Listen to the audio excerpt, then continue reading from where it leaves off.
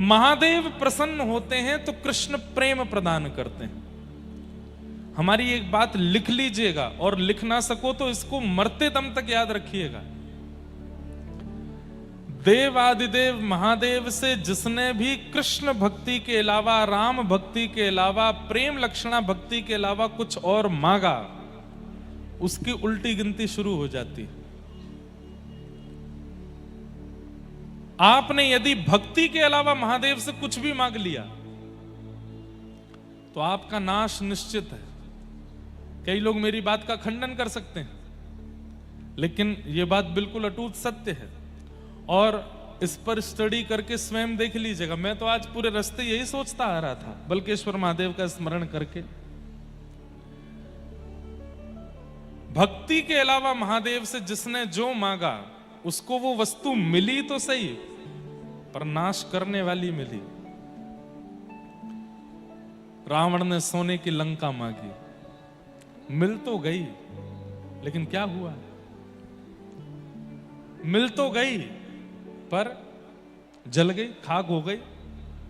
गिनती करते जाना, सब याद दिलाऊंगा आपको। महादेव से जिसने भी भक्ति के अलावा कुछ और मांगा, उसकी उल्टी गिनती ही चली है। कई बार हम लोग सोचते हैं कि हमारे जीवन की परिस्थिति सही हो जाए। ऐसा मत कहा कीजिए कि परिस्थिति सही हो जाए। महादेव से जाके विनती करो, जिसमें मेरा भला हो वो करिए, जिसमें मेरे परिवार का भला हो वो करिए, जिससे मैं आपको प्राप्त कर सकूं या आपके प्राणनाथ श्री कृष्ण को प्राप्त कर सकूं वो करिए। अब उसमें चाहे जो हो, मुझे सब स्वीकार है। जीवन की हर परिस्थिति को प्रसाद मान करके स्वीकार करना प्रारंभ कर दीजिए। महादेव का प्रसाद है, ठाकुर जी का प्रसाद है, ऐसा स्वीकार करो। आप जाकर के कहेंगे नहीं यही दीजिए, यही दीजिए, यही दीजिए, तो महादेव दे तो देंगे, लेकिन उसका नाश निश्चित है। सोने की लंका दे दी रावण को,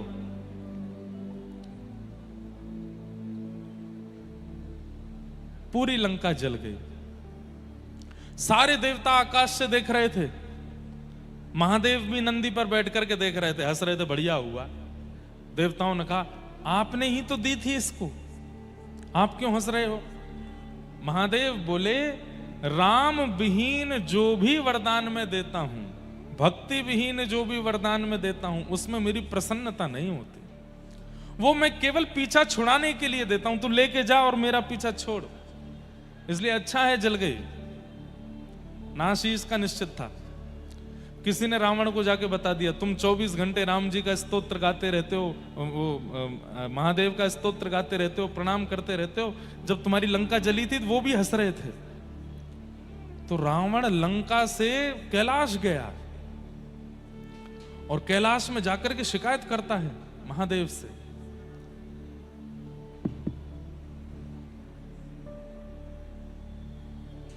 शिकायत करता है कि नाथ मेरी लंका जली, इंद्र हंस रहे थे, कुबेर हंस रहे थे, सब हंस रहे थे, आप भी हंस रहे थे। महादेव बोले हंस तो रहे थे। बोले आप क्यों हंस रहे थे? बोले तुमने लंका मांगी और लंका मांग करके तुमने मेरे ही प्राणनाथ प्रभु को परेशान करना शुरू कर दिया। जो बोले ये बात मत करिए मुझसे, बस ये बताइए कि आप इतने आपने हंसी क्यों की मेरी लंका? आपको पता है मैंने जो किया वैसा कोई नहीं कर सकता। महादेव बोले अच्छा क्या किया तूने? सर काट काट के चढ़ाए आपके ऊपर, 10 सर चढ़ाए थे मैंने आपके ऊपर। कोई कर सकता है आपका भक्त? बता दीजिए मुझे, पूरे तीनों लोक में ऐसा कोई भक्त है आपका? महादेव बोले सुन, ज्यादा एहसान मत कर मेरे ऊपर।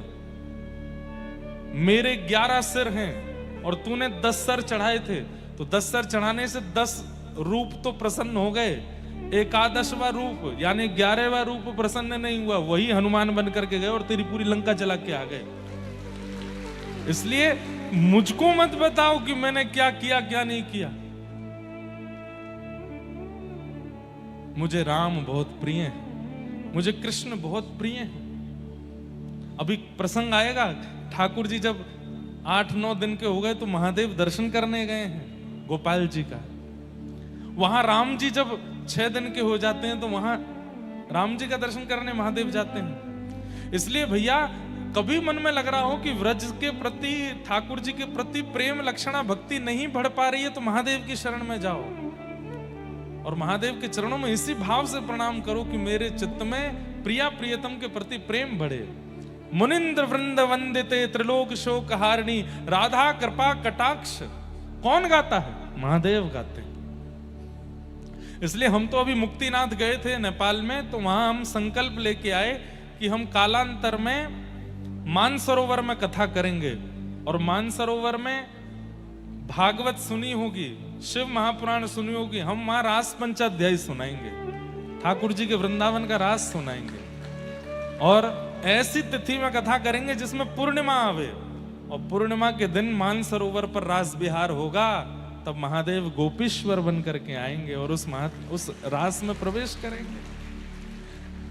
हमारी बातें कभी कई बार कई लोगों को भाती नहीं, लेकिन उसमें इलॉजिकल बात नहीं है, हम मन से भाव से सोच के ही बोलते हैं। मीराबाई जब बोलती थी ना, उनकी बातें भी किसी को अच्छी नहीं लगती थी। नरसिंह मेहता जब बोलते थे तब बाद में ही सब स्वीकार करते हैं। इसलिए कई लोग हमारी बात भी कहते ये कोई बात है। हमने एक बार ऐसा कहा कि महादेव के ऊपर ओम नमः शिवाय कह के जल चढ़ाते हो, उनको ज्यादा आनंद नहीं आता होगा, राम राम राम राम राम कहते। हमने जो हमारे महादेव हैं उनके लिए जो जल झारी बनवाई है, जो श्रृंगी बनवाई है, उसमें भी पूरे राम नाम अंकित करवाए हैं कि जो भी जल जावे दुग्ध जावे वो राम नाम स्पर्श करके जावे, महादेव को प्रिय लगेगा। हम कहते हैं हनुमान जी के सामने जाके राम रक्षा स्तोत्र करो, राम जी के सामने जाके हनुमान चालीसा करो। अपने प्रिय की बात सुनने में ज्यादा अच्छा लगता है। अपनी प्रशंसा सुनने में जो प्रसन्न हो वो तो संसारी जीव है, अपने प्रिय की बात सुनने में अच्छा लगता है। तो महादेव से जिसने प्रेम लक्षणा भक्ति के अलावा कुछ भी मांगा उसका नाश हुआ। रावण ने लंका मांगी, कंस ने अमर होने का वरदान मांगा तो भगवान शिव ने धनुष दे दिया, और धनुष देते हुए क्या कहा? नारायण के सिवा कोई तोड़ेगा नहीं और जो तोड़ेगा वो तुझे छोड़ेगा नहीं। कंस बोले ये कोई बात होती है, मैं तो अमर। अरे तो तू रहे ना अमर, इसको छुपा के रखियो, ऐसी जगह रखियो कि नारायण के हाथ ना पड़े। जब तक नारायण के हाथ नहीं पड़ेगा तब तक तू नहीं मरेगा, और नारायण के अलावा कोई इसको तोड़ नहीं पाएगा। वही नारायण कृष्ण बन करके आए और प्रसंग आता है, मल्लानाम मशनिर्णिनाम नरवर स्त्रीणाम स्मरो मूर्तिमान गोपानाम स्वजनो सताम चितभुजाम शास्त्रा सुपित्रो शिशु मृत्युर्भोज पतिर विराट विदुषाम तत्वम परम योगिनाम वृष्णीनाम परदेवतेत विदितो रंगम कथा साग्रज। जब रणभूमि में प्रवेश करते हैं उससे पूर्व उस धनुष को उठाते हैं और तुरंत बलराम जी महाराज कहते हैं, जय जय, बहुत दिन है गए आपके हाथ में बंसी देखी है, आज ने एक धनुष उठाए के दिखाओ। और जैसे ही ठाकुर जी ने धनुष धारण किया तो एक क्षण के लिए लगा मानो जैसे त्रेता युग प्रकट हो गया हो और कृष्ण ही राम बन गए हों। बलराम जी महाराज घुटने पर बैठ गए मानो लक्ष्मण बैठे हों, हाथ जोड़ करके। एक प्रत्यंचा चढ़ाई, दूसरी प्रत्यंचा चढ़ाई, आकाश में देवी देवता कहने लगे ये दृश्य हमने पहले देखा है। त्रेता में जनक की सभा में ऐसे ही धनुष उठाया था, ऐसे बिल्कुल वही चाल, बिल्कुल वही अदा, वैसे ही केश हैं, वैसे ही नेत्र हैं। राम कृष्ण के रूप में कोई अंतर नहीं है, एक जैसे हैं दोनों। उसी अदा के साथ में जैसे ही तीसरी प्रत्यंचा चढ़ाई, धनुष तोड़ दिया बीच में से और कंस घबराया, महादेव बचाइए। बोले मैंने तो कहा था इस धनुष को नारायण के अलावा कोई तोड़ेगा नहीं। बोले ये तो बालक है जिसने तोड़ा। बोले बालक नहीं है मूर्ख, तोड़ दिया है तो समझ जा कौन है, साक्षात नारायण है। और भगवान गए, जाकर के केश पकड़ करके पटक दिया कंस को, मृत्यु हो गई उसकी। दो नाम, तीसरा नाम भस्मासुर। तपस्या की, तपस्या करके महादेव को प्रसन्न कर लिया। महादेव बोले वरदान मांगो, वरम ब्रूयात। क्या कहता है? जिसके सिर पे हाथ धर दूं वो जल के भस्म हो जाए। महादेव बोले आजकल ऐसे वरदान देने हमने बंद कर दिए। बोले नाथ मुझको यही वरदान चाहिए। महादेव बोले ठीक है तथास्तु, जिसके सिर पे हाथ धरोगे जल के भस्म हो जाएगा। हो गया वरदान? बोले हाँ आ गया। किसी के सिर पे हाथ धरोगे जल के भस्म हो जाएगा, चेक कर लो। तो भस्मासुर बोला आपके सिर पे ही धर के देखता हूं। महादेव बोले अरे पागल क्या करता है? बोले हमको बस आप पे ही, हमको आपसे ही शत्रुता है, आपको नष्ट करना है और पार्वती जी को अपना बनाना है। महादेव दौड़े आगे आगे, पीछे भस्मासुर दौड़ा हाथ लेकर के। तब नारायण पधारे, हरि पधारे, आकर के भगवान शिव को एक गुफा में ले गए। बोले क्या हो गया? बोले देखो मैंने वरदान दिया, मेरे पीछे ही भागता है। बोले आप इतने भोले क्यों, सबको वरदान दे देते हो? लेकिन अच्छा है आप मुंह मांगा वरदान दे देते हो, उस व्यक्ति का नाश भी उसी वरदान से ही हो जाता है। अगर वो भक्ति के विहीन कुछ मांग ले तो। रुको मैं देख के आता हूं। भगवान एक सामान्य से व्यक्ति का रूप धारण करके गए और भस्मासुर को बीच रास्ते में रोक करके बोले क्या बात है? बोले हट जाओ मेरे रास्ते से, महादेव गए हैं, उनके सिर पे हाथ धरना है। अच्छा सिर पे हाथ धर के भस्म करोगे? बोले हाँ। कुछ साल पहले मैंने भी तपस्या करके यही वरदान मांगा था, जिसके सिर पे हाथ धर दूं भस्म हो जाए। बोले फिर? उसके सिर पे हाथ रखा। बोले हुए तुम भस्म? बोले नहीं हुए। अरे ये ऐसे ही झूठ बोलते हैं, कह देते हैं तथास्तु लेकिन होता कुछ नहीं है। बोले तो फिर डर के भाग क्यों रहे? बोले इसलिए ताकि तुझको विश्वास हो जाए कि हाँ तू भस्मासुर हो गया है। अब मैं क्या करूं? बोले एक बार अपने ऊपर ही रख के देख ले, कोई है नहीं बलवली, ऐसे ही बोल देते हैं तथास्तु। मैं जल गया तो? अरे भाई आग लगने से पहले थोड़ी गर्मी लगती है, आग लगने से पहले थोड़ी चिंगारी निकलती है, आग लगने से पहले थोड़ी सी घबराहट सी होती है। मैं पानी लेके खड़ा हूं, तू रख अपने सिर पे हाथ और सुन एक काम कर, थोड़ा ऊपर रख, जैसे ही गर्म लगे तो हटा लेना हाथ। भस्मासुर बैठ गया। नीचे कर, गर्म तो नहीं लग रहा? बोले बिल्कुल नहीं। और नीचे कर। गर्मी लगी? बोले नहीं। बाद में मत कहियो कि आपने बताया नहीं था। और नीचे कर ले। नीचे किया। तू धर ही ले यार, कुछ नहीं होगा, हम कह तो रहे। भस्मासुर बोले देख लो भाई साहब। बोले धर ले तो मैं कह रहा हूं। महादेव दूर से देख रहे हैं। जैसे ही सिर पर हाथ दिया, एक क्षण में अग्नि प्रज्वलित हुई, भस्मासुर जल के भस्म। महादेव दौड़ करके आए, प्रभु को हृदय से लगाया, जय हो प्रभु। ठाकुर जी बोले आज के बाद वरदान नहीं देना ऐसे चलते फिरते किसी को। महादेव बोले, ठाकुर जी बोले वैसे मैं सब जानता हूं, ये सब लीला आपने मुझसे मिलने के लिए की है कि ताकि मैं आऊं और आपको सुख दूं। ये एक दूसरे के बड़े प्रेमी हैं, हरि और हर, ये एक दूसरे से मिलने का बहाना ही ढूंढते रहते हैं। जब शिव महापुराण की कथा होती है ना तो नारायण सुनते हैं, और जब भागवत की कथा होती है तो महादेव सुनते हैं। उनको प्रिय लगता है, ऐसे प्रेमी। जिसने भी भक्ति विमुख वरदान महादेव से मांगा उसकी उल्टी गिनती शुरू। इसलिए मत मांगो। हम आपको रोक नहीं रहे हैं कि भैया महादेव हमको पेपर में पास कर देना, महादेव हमको, हमारे एग्जाम आ रहे हैं, हमारे पेन हम छुपा देते हैं महादेव से, पेन इसमें शक्ति भर दो, लिखें तो महाराज धारा प्रवाह। महादेव से कृष्ण प्रेम मांगो भाई। जिसके पास जो वस्तु होती है वही तो मांगी जाती है। आप हमसे आकर के कहो कि महाराज जी कोई फिल्मी गाना सुनाओ, कैसे गा दूंगा मैं, मेरे को नहीं आता, मैं कैसे सुनाऊंगा। आप मुझसे कहो कोई कीर्तन सुना दो तो सुना दूंगा, क्योंकि मेरे पास वो है। अब आप जाकर के किसी हलवाई की दुकान पर मिठाइयां रखी और आप जाके बोलो भैया वो 2 इंच वाला बोल्ट दे दो, थोड़े नट दे दो, पेचकस दे दो, वो गए कहाँ आ गए भाई, मिठाई की दुकान है, रसगुल्ला लो, गुलाब जामुन लो, और क्या मिलता है, हाँ पेठा लो और घेवर लो। ये नट बोल्ट तो मिस्त्री की दुकान पे जाओ। ऐसे ही महादेव से केवल प्रेम मांगिए। मैं आपको विश्वास के साथ कह सकता हूं, नेत्रों के आंसू बंद नहीं होंगे यदि महादेव प्रसन्न हो गए तो। धारा प्रवाह कृष्ण विरह में नेत्र सजल ही रहने वाले हैं सदा। इतना प्रेम है उनके पास, लेकिन कोई प्रेम नहीं मांगता। सब संसार के विषय भोग वस्तु मांगते हैं। महाकाल भगवान के मंदिर में इतनी भीड़ लगती है, बड़े बड़े लोग जाते हैं, खिलाड़ी जाते हैं, स्टार्स जाते हैं, ना जाने कौन कौन जाते हैं। किस लिए गए? हम मैच में जीत जाएं इसलिए गए, हमारी पिक्चर अच्छी चल जाए इसलिए गए, हमारा व्यापार बढ़िया चल जाए इसलिए गए। अरे ये सब मत मांगो महादेव से। महादेव से तो केवल प्रेम मांगो।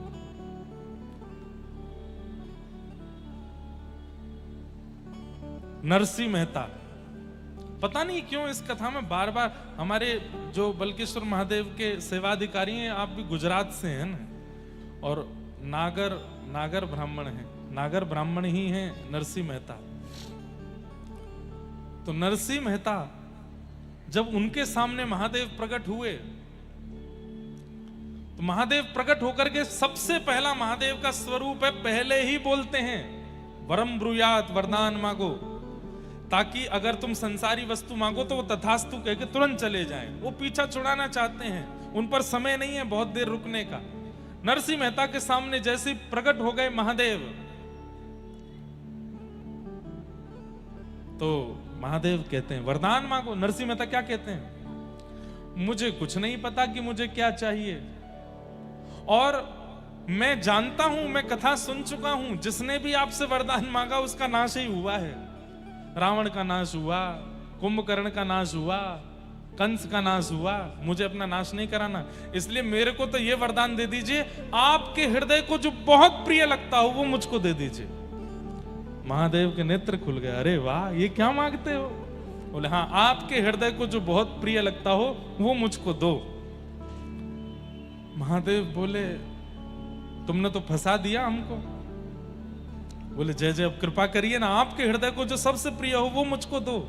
महादेव ने कहा हाथ पकड़ो।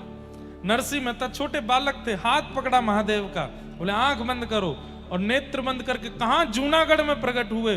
और थोड़ी देर में जब नेत्र खोले तो यमुना जी का कल कल प्रवाह है, श्री वृंदावन की कुंज गलियों में प्रकट हो गए। महादेव स्वयं एक गोपी बनकर के, हाथ में मसाल लेकर के, और छोटी गोपी के रूप में नरसिंह मेहता को लेकर के रास में पहुंच गए। और वहां महाराज चल रहा है ठाकुर जी का, और महादेव नरसिंह मेहता को लेके गए,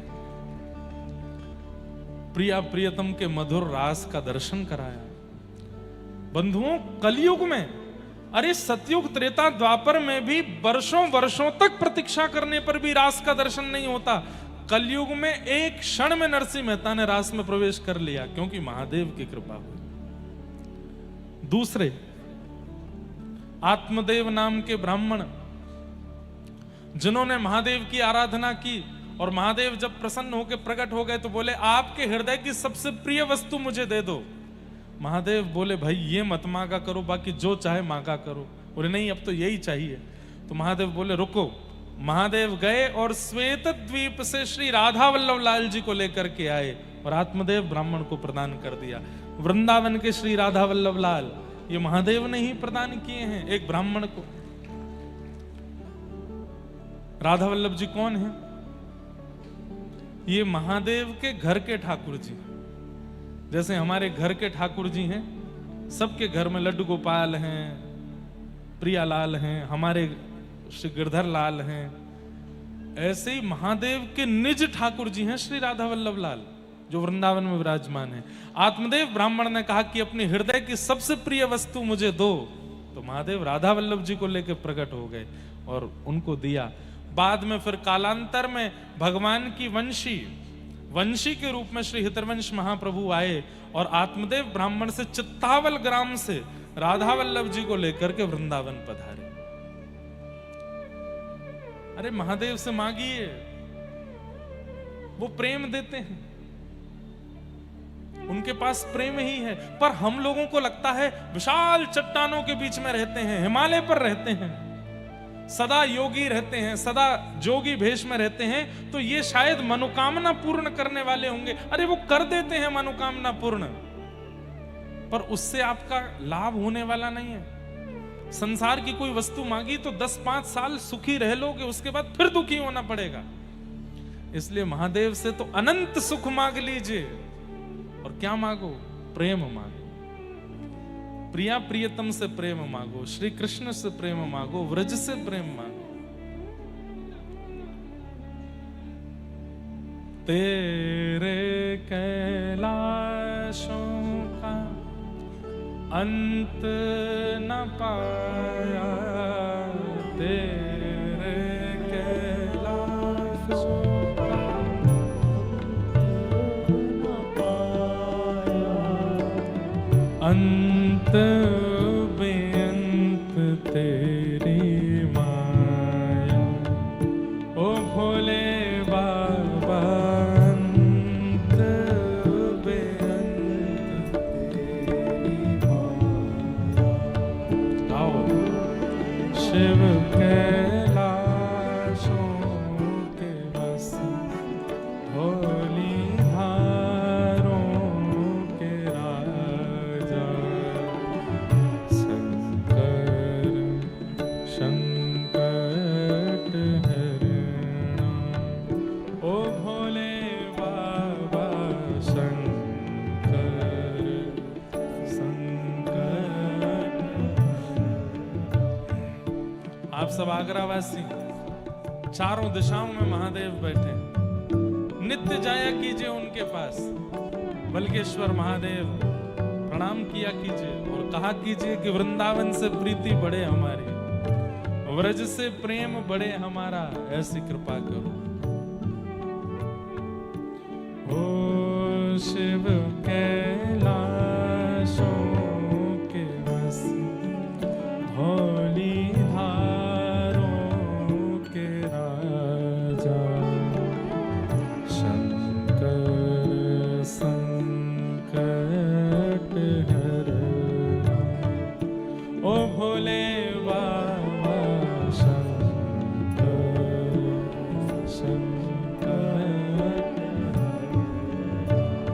हाँ भोले बाबा शंकर संकट हरणा। ओ भोले बाबा शंकर। देवादिदेव महादेव शंकर भगवान की। नेत्र बंद करके स्मरण कीजिए महादेव का।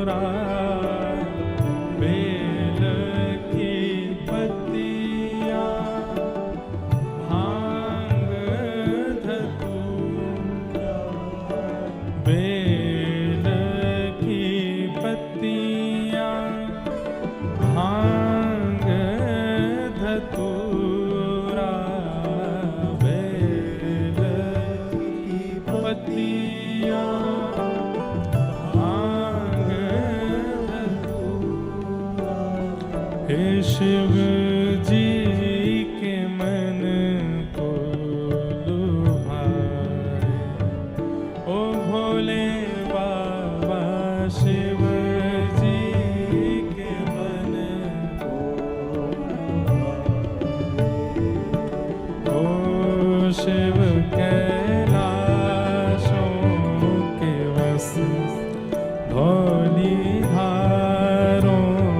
के राजा शंकर संकट हरना हो शिव कैलाशों के वस धौलीधारों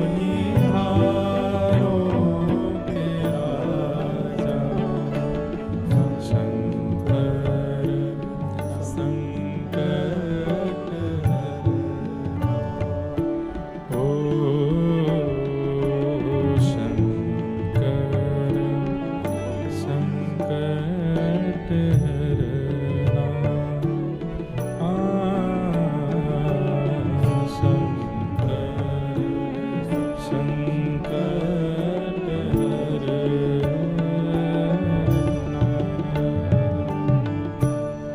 बोलो देवादिदेव महादेव शंकर भगवान की नमः पार्वती पतये हर हर महादेव। तो ऐसे महादेव जिनकी कृपा सन्निधि से ये कथा हो रही है पुरुषोत्तम मास में, तो महादेव से कुछ और मत मांगिएगा, क्योंकि वस्तु मिल तो जाएगी पर लाभकारी नहीं होगी। मैं ऐसा नहीं कहूंगा कि नाश होगा, पर हाँ ऐसा जरूर है कि कलयुग में भगवान ने नाश करना बंद कर दिया है। व्यक्ति अपने कर्मों से मरता है, इसलिए ठाकुर जी यहां उद्धार नहीं करते, स्वीकार करते हैं। कलयुग में भगवान उद्धार नहीं करते हैं किसी का भी। जैसे सतयुग त्रेता द्वापर में सुदर्शन चक्र घूम रहा है, कभी भगवान की गदा चली जाती है, कभी भगवान बाण मार देते हैं, आदि आदि। कलिकाल में भगवान को हमारे ऊपर दया आती है कि भाई ये बड़े अबोध बालक हैं, इन पर क्या करें, बोले अपने कर्मों से ही मरेंगे। इसलिए यहां नाश नहीं होता, लेकिन हाँ यदि महादेव से कुछ ऐसा मांगा जो प्रेम विहीन है तो उससे बहुत लाभ नहीं होगा।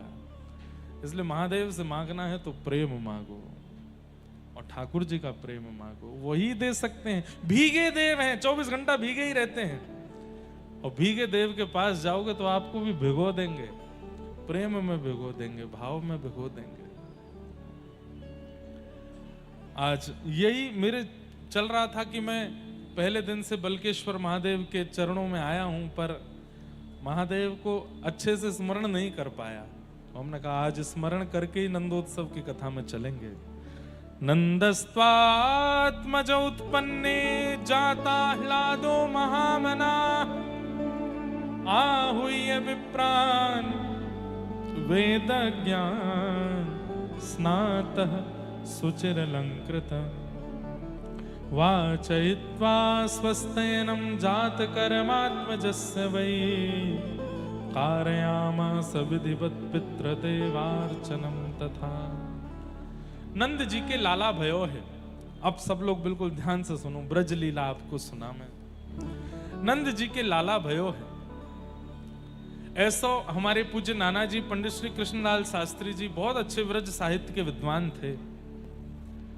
वो हमको बड़ी कथाएं सुनायो करते, मोते कहते, बोले लाला एक बात बता। मैंने कि हाँ। ठाकुर जी जन्मे देवकी के यहाँ। मैंने जी, तो फिर यशोदा के यहाँ जावे को ये औचित्य कहो। 11 वर्ष के काजी गए, फिर लौट के वहीं देवकी के पास आए गए। मैंने नाना जी आप ही बताओ। तो हमारे नाना जी एक बड़ी सुंदर कथा सुनाया करते कि नंद बाबा के कुल पुरोहित हैं श्री सांडिल्य मुनि, इसलिए हमारे ब्रजमंडल में सांडिल्य गोत्रीय ब्राह्मण अधिक मिलेंगे, और सनाड्य ब्राह्मण जिनको कहते हैं खूब मिलते हैं। तो सांडिल्य मुनि जो हैं ये नंद बाबा के कुल पुरोहित हैं। सब लोग इधर देखो, ध्यान से श्रवण करो।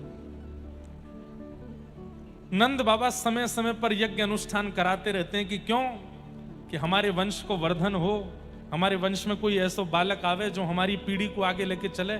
और पीढ़ी को आगे लेके चले वह बालक को संकल्प काय भाव से करें, बोले विष्णु आराधनार्थाय। जैसे लोगों के चित्त में भाव होता है कि हमारी संतान हो, उससे हम क्या उम्मीद करते हैं, क्या एक्सपेक्ट करते हैं, बड़े होकर के पढ़े लिख के विद्वान बने, हमारे वंश को आगे बढ़ावे, हमारी संपत्ति को आगे बढ़ावे, हमारा नाम रोशन करे। लेकिन नंद बाबा की उम्मीदें कुछ और हैं। क्या उम्मीदें हैं? 9 लाख गैया हैं नंद भवन में, मेरे बाद इनकी सेवा कौन करेगो, इनको गोबर कौन उठावेगो, इनको चरावे कौन जावेगो। तो गैयान की सेवा के काज एक ग्वारिया चाहिए। हमारे घर में बिन बुलाए संत आते रहे में, उनको प्रणाम करवे वारो, दक्षिणा करवे वारो, उनकी सेवा करवे वारो, संत सेवा हरिजनन की सेवा करवे वारो एक सेवक चाहिए। ब्रजमंडल के राजा हैं नंद बाबा, लेकिन राजान जैसे काम ना आए तो कहा करें, बोले ब्रजवासी के घर घर जाए कि सब सुखी तो हैं, सब प्रसन्न तो हैं, यही पूछते रहे। तो मेरे बाद कौन पूछेगो, और इन ब्रजवासीन की चरणन की धूल में सदा लौटवे को काम कौन करेगो। कहीं पर भी वंश बढ़े, संपत्ति बढ़े, आदि आदि कामनाओं से पुत्र की कामना नहीं है, स्पष्ट है। विष्णु आराधनार्थाय, विष्णु संबंधी जितनी भी वस्तु हैं उनकी आराधना करने के लिए एक बालक चाहिए, ये संकल्प करते हैं ना नंद बाबा। तो हमारे नाना जी कहते, बोले लाला हर यज्ञ में यही संकल्प करते हैं, गैयन की सेवा करवे वारो, ब्रजवासीन की सेवा करवे वारो, संत जनन की रसिक जनन की सेवा करवे वारो एक लाला मुकु चाहिए। तो ठाकुर जी इतने प्रसन्न हो गए कि जन्मे तो देवकी के यहां, लेकिन जन्म लेते ही दौड़ करके आए नंद बाबा के यहां। क्यों? बोले आपने जो बालक की कामना करी है, ऐसो बालक में कोई और दे ना सकूं, ऐसो बालक बनके तो मैं स्वयं ही आऊंगा। गैयन की सेवा, हरिजनन की सेवा, ब्रजवासीन की सेवा, ये मुझसे बढ़िया कोई ना कर पावेगो, या हमारे में कोई अंश नहीं भेजूंगो, कोई आशीर्वाद नहीं भेजूंगो, मैं स्वयं आऊंगो। तो एक कारण तो ये, इसलिए ठाकुर जी नंद बाबा के यहाँ है। दूसरा कारण बहुत सुंदर, तो सांडिल्य मुनि यज्ञ कराने आते रहते हैं।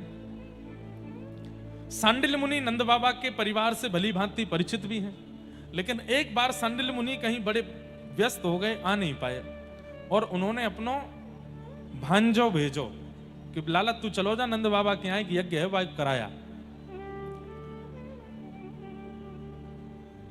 नंद बाबा यशोदा मैया सहित प्रणाम करें, और जैसे ही प्रणाम करें तो यशोदा मैया घूंघट में हैं। अब ये ऐसी भी बात है कि नंद बाबा उम्मीद छोड़ चुके हैं कि अब हमारे लाला होएगा, क्योंकि यशोदा मैया 80 वर्ष की है गई, नंद बाबा भी 80-85 के आसपास के हैं। अब बस ये है कि कोई बात नहीं, यज्ञ करते रहो, अनुष्ठान करते रहो। तो वाह भाव से यज्ञ है, अब संतान के लिए यज्ञ नहीं था। संतान के लिए यज्ञ करनो नंद बाबा ने 10 वर्ष तक छोड़ दियो, क्योंकि अब उनको लगी कि अब शायद नहीं होएगा। तो जब सांडिल्य मुनि के भांजे आए और नंद बाबा और यशोदा मैया ने जब प्रणाम किया, तो यशोदा मैया घूंघट में है, तो नंद बाबा प्रणाम करके गए। अब नए नए ब्याह करें ना तो एक संग प्रणाम करें, लेकिन जब समय निकल तो चलो जाए ना, तो पति पहले कर जाए, फिर पीछे थोड़ी देर बाद पत्नी आवे वो करे, ऐसा होवे बाद में। नए नए तो संग ही करेंगे सब जगह। तो नंद बाबा प्रणाम करके बैठ गए, बतिया रहे, कुछ बात कर रहे, इतने में यशोदा मैया आई। तो यशोदा मैया 16 श्रृंगार करके हमेशा रहे में और घूंघट में रहे में। जैसे ही आई करके प्रणाम करी तो सांडिल्य मुनि के भांजे को लगी इनके घर की कोई नई बहू है, और प्रणाम करते ही वाने आशीर्वाद दियो, पुत्रवती भव, चिरसौ भाग्यवती भव। यशोदा मैया उनसे तो कुछ नहीं बोली, नंद बाबा तो घूंघट उठा के बोली, इनते कह दो ऐसो आशीर्वाद नहीं दियो करें जो है ना सके। तो नंद बाबा सांडिल्य मुनि के भांजे बोले, कहा कह रही हैं? अरे बाबा जी मेरी घरवारी है। अच्छा आपकी घरवारी है? मुंह को तो लगी कोई नई बहू होएगी, मैंने तो ऐसे ही जान के आशीर्वाद दियो। अब हमने प्रतीक्षा तो बहुत करी, यज्ञ भी बहुत किए, लेकिन अब ठाकुर जी की इच्छा ना है तो कोई संतान भई ना है, तो अब हमने वहां उम्मीद से यज्ञ करने बंद कर दिए। अब तो बस विष्णु प्रसन्नता के लिए हम करें। लेकिन सांडिल्य मुनि को भांजो नैष्ठिक ब्राह्मण बोलो, नंद बाबा एक बात सुनो। बोले कहा, मोहते निकरी है पुत्रवती भव, तो पुत्रवती भव होंगी ये, चाहे आपकी कुंडली में संतान नहीं हो, चाहे आपके घर में संतान नहीं हो, पर इनके यहां संतान होएगी होएगी होएगी। बोले ऐसा कैसे, ऐसा क्या? बोले ब्रह्म वाक्यम जनार्दनम, ब्राह्मण को बोलने की देरी होती है, उसको पूरे करने की जिम्मेवारी तो ठाकुर जी की होती है। अब मुंह से निकली है तो पूरी ठाकुर जी करेंगे। मेरे तो मोहते निकर गई कि अब इनके लाला होएगो, अब पूरी करने की जिम्मेवारी ठाकुर। इसलिए ब्राह्मणों से कहते हैं आशीर्वाद दे दो, ने कछु अच्छो बोल जाओ परिवार के लिए। क्यों? ब्राह्मण बोल देते हैं तो ठाकुर जी उसको पूर्ण करने में लग जाते हैं। लेकिन ब्राह्मण कैसे हों? त्रिकाल संध्या करने वाले हों, भागवत जी आदि पुराणों का नित्य पाठ करने वाले हों, ब्राह्मणोचित कर्म करने वाले हों, तो ही ब्राह्मण का आशीर्वाद फलेगा, नहीं तो नहीं फलेगा। इसलिए ब्राह्मणों को भी चाहिए कि अपने ब्राह्मणोचित कर्म किया करें। त्रिकाल नहीं तो दो काल, दो काल नहीं तो एक काल गायत्री संध्या करनी है। तिलक स्वरूप के बिना माथा सूना नहीं रखना है, शिखा सूत्र धारण करने हैं, नित्य गायत्री उपासना तो करनी ही करनी। अगर ब्राह्मण ये नहीं करता तो उसकी वाणी फलती नहीं है। लेकिन ब्राह्मण यदि ये करने लग जाए, कुछ ना करे, केवल गायत्री उपासना ब्राह्मण प्रारंभ कर दे, अगर वो कह देगा कि तुम्हारे घर में ये हो जाए तो वो होके रहेगा, ये उसकी वाणी में सामर्थ्य आ जाती है। लेकिन उसके लिए ब्राह्मण को परिश्रम करना पड़ेगा, गायत्री उपासना करनी पड़ेगी। तो सांडिल्य मुनि के भांजे आशीर्वाद देकर के गए, बोले कि मैया अब तो पुत्र होएगो। तो हमारे नाना जी कहते ब्राह्मणों की बात को सत्य करने के लिए और नंद बाबा जो संकल्प करें गौ सेवा, रसिकन की सेवा, संतन की सेवा, या भाव को पूर्ण करने के लिए ठाकुर जी नंद बाबा के यहाँ आए। इससे हमें क्या सीखने को मिलता है? जो नव विवाहित यहाँ बैठे हैं, जो कालांतर में जिनके घर में लाला लाली होंगे, सदा यही संकल्प करो, सुंदर हो, धनवान हो, पढ़ा लिखा हो, अच्छे भाग्य वाला हो, ऐसा मत मांगो। ऐसा मांगो गौ सेवा करवे वारो हो, संतन की सेवा करवे वारो हो, रसिकन की सेवा करवे वारो हो, महापुरुषन की सेवा करवे हो। वाह के जन्म के बाद हमारे घर में विश्व भर के संतन को आगमन प्रारंभ हो जाए, हमारे घर में गैया आ जाए, हमारे घर में नित्य ठाकुर जी की प्रिय वस्तु आवे लग जाए, ऐसो भगवत भक्त हमारे घर में जन्म ले, ये मांगो। पढ़े लिखे तो बहुत हो रहे हैं आज संसार में, पर संस्कारी बालक नहीं हो रहे हैं, बुरा मत मानिएगा। संस्कार विहीन बालक जन्म ले रहे हैं भारत में, संस्कार नहीं है उनके पास। अब तो कथाओं में आने लग गए हैं, थोड़ा बहुत सीख रहे हैं, नहीं तो बिल्कुल बड़े शहरों में आप चले जाओ, वहां के बालकों से आप मिलोगे तो यूं कहोगे भाई तू काय को आगो भारत में, बिलायत में ही चलो जा, अंग्रेजी तो नीचे बोलेंगे नहीं, उल्टे सीधे खान पान, उल्टी सीधी बातें करेंगे, उल्टे सीधे गाने सुने। संस्कार पढ़े लिखे बहुत हैं, 90% से ऊपर ही आ रहे हैं उनके, पर संस्कार में शून्य। फिर क्या होता है? माता पिता खुश तो बहुत हो जाते हैं कि हमारा बालक पढ़ लिख के विद्वान हो गया, लेकिन बाद में जब माता पिता से ही दुर्व्यवहार करता है तो दुखी रहते हैं। पढ़ लिख तो गया, लेकिन वो जो प्रेम हमको चाहिए था, वो जो संस्कार हमको चाहिए था, वो नहीं मिले।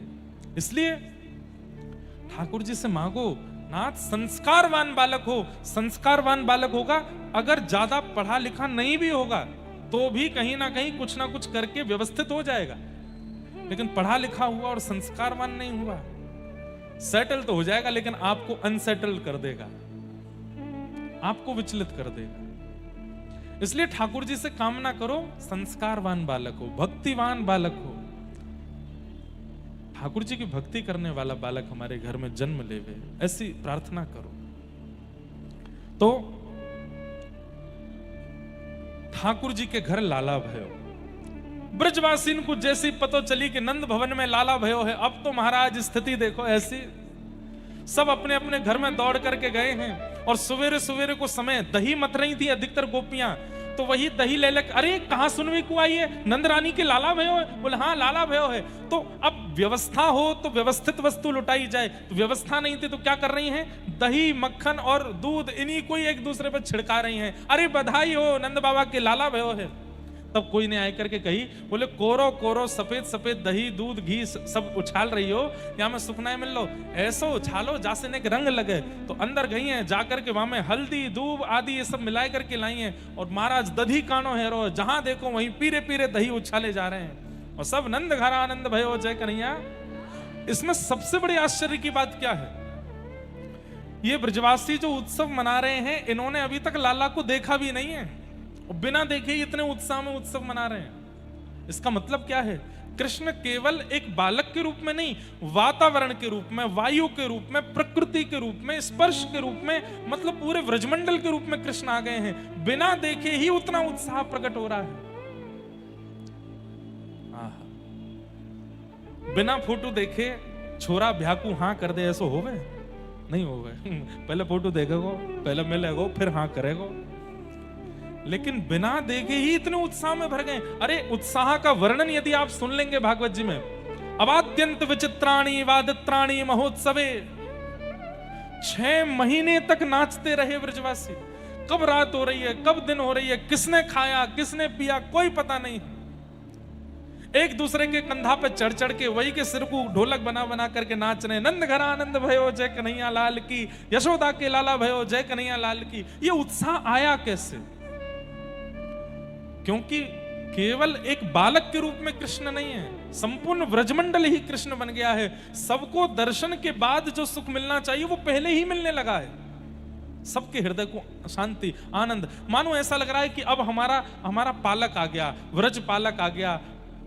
गैयाएं भी नृत्य कर रही हैं, बछड़ा भी नृत्य कर रहे हैं, सब आनंद में हैं, सब गा रहे हैं।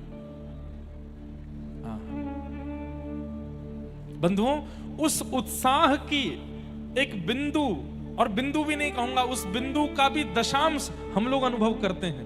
वो उत्साह का समुद्र कितना अद्भुत रहा होगा। बड़ी बड़ी कथाएं आती हैं नंदोत्सव की। एक कथा सुनाऊं?